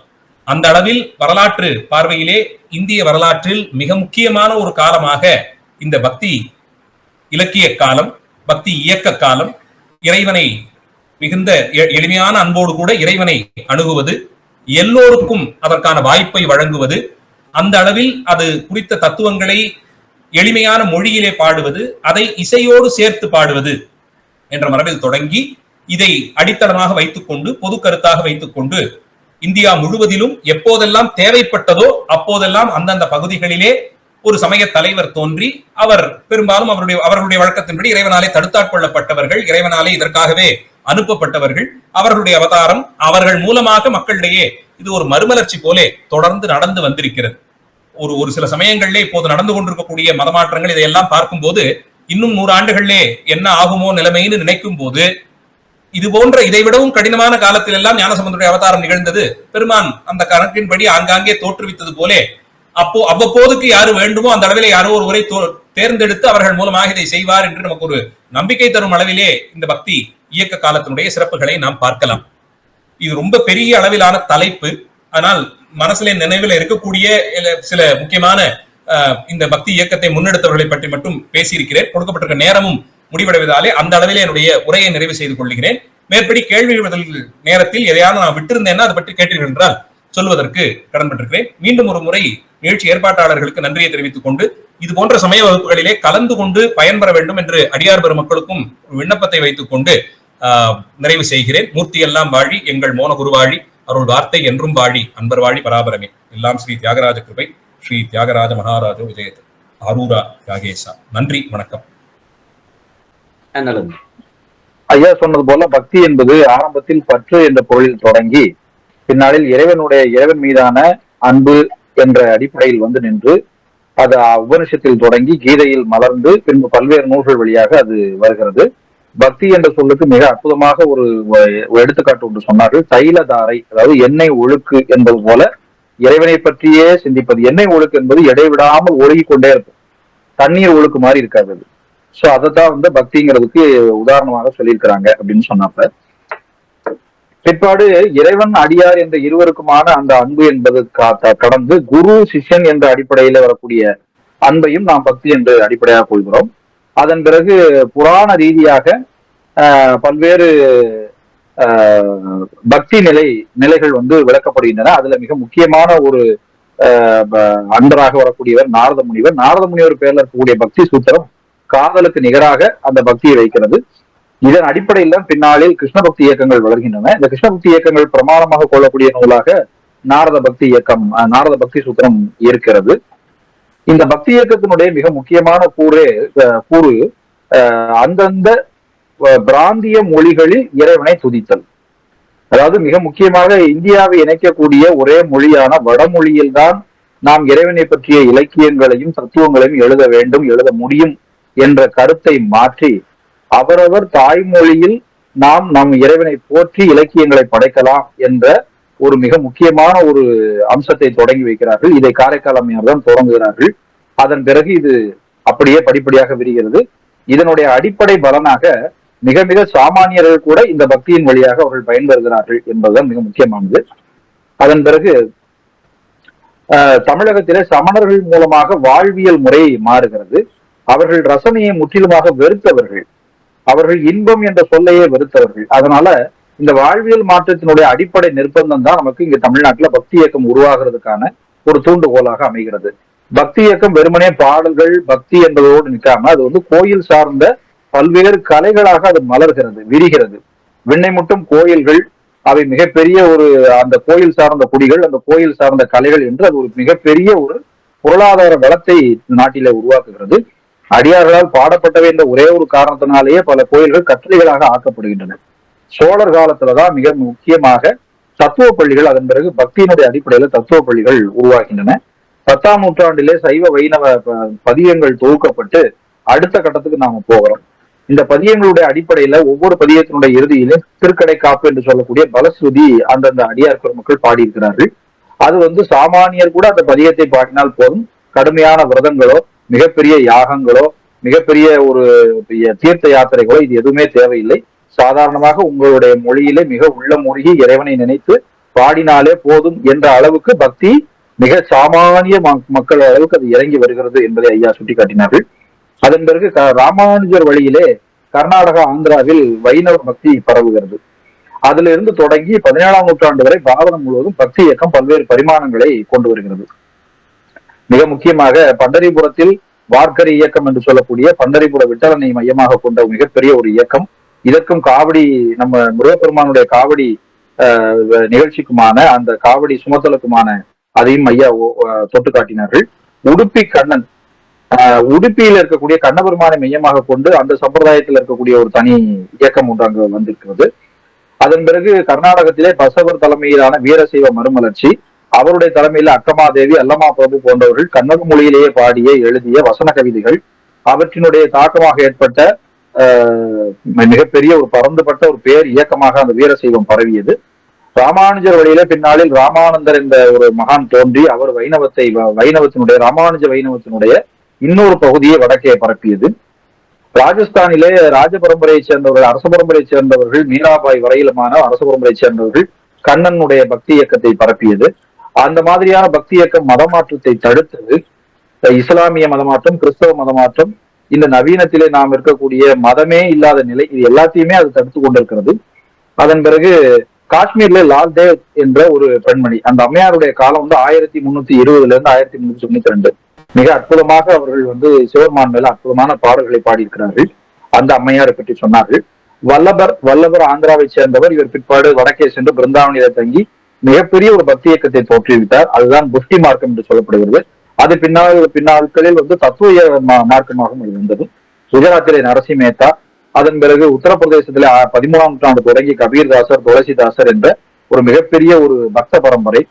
கபீர்தாசருடைய மாணவர் தான் 15ஆம் நூற்றாண்டிலே குருநானக்காக தோன்றி அவர் சீக்கிய சமயத்தையே உருவாக்குகிறார்.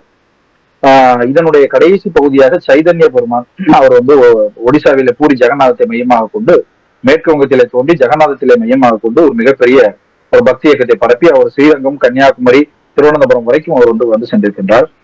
இதனுடைய தொடர்ச்சியாக நாம் இங்கே சில விஷயங்களை சொல்லி ஒரு வரியில் சொல்லி விடுகிறேன். தமிழகத்திலே பக்தி தேவார திருவாசகங்களை தமிழ்நாட்டிலே பரதேசிகளாக தெரியக்கூடிய நபர்கள் அந்த காலத்துல தேவார திருவாசகங்களை பாடுவார்கள் என்று சொல்வது ஒரு வழக்கம். அதை தாண்டி அவர்கள் சித்தர் பாடல்களையும் அருணகிரிநாதருடைய திருப்புகழ், மற்ற கந்தர் அனுபூதி மாதிரியான பாடல்களையும் பாடினார்கள். அதன் தொடர்ச்சியாக அவர்கள் காவடி சிந்து, தாயுமானவருடைய பாடல்கள், வள்ளல் பெருமான் பாடல்கள் இவற்றையெல்லாம் அவர்கள் பாடினார்கள். சங்கர அத்வைத மரபிலே நமக்கு செங்கோட்டை ஆவுடையக்கால் போன்ற ஒரு சிறு பக்தி இயக்கம் ஒன்று அவர்கள் சமுதாயத்திலே, பிராமண சமுதாயத்திலே தோன்றி அவர்கள் மத்தியிலே அது ஒரு வித சின்ன மாற்றங்களை ஏற்படுத்தியது. 19ஆம் நூற்றாண்டிலே நாம் பார்க்கும் பொழுது 16-17ஆம் நூற்றாண்டிலே இஸ்லாமிய அரசியலை தடுத்து நிறுத்துவதற்காக வட இந்தியாவில தொடங்கப்பட்ட அகோரிகள் என்ற ஒரு படை, அது ஒரு தனி ஒரு இயக்கத்தை ஏற்படுத்தி மிகப்பெரிய அளவில் நமக்கு அங்க இருக்கக்கூடிய மதமாற்றத்தை தடுத்தது. கடைசியாக நாம் பார்க்கும் பொழுது ராமகிருஷ்ண விவேகானந்த இயக்கம், இது இன்றைய நவீன வேதாந்த மரபையை உருவாக்கி மிகப்பெரிய அளவில் பக்தி மற்றும் தத்துவத்துக்கு அது மிகப்பெரிய கடமைகளையும் நடவடிக்கைகளையும் அது செய்து வருகிறது என்பதை நாம் எல்லோரும் அறிவோம். இந்த வகையில ஐயா அவர்கள் மிக விரிவான 2000 ஆண்டு கால வரலாற்றை மிக சுருக்கமாக, அதே நேரத்தில் மிக தெளிவாக, துல்லியமாக எடுத்துரைத்தார்கள். ஆசிரியரை அவர்களுக்கு எங்களுடைய நன்றியை தெரிவித்துக் கொள்கிறோம். நன்றி, வணக்கம்.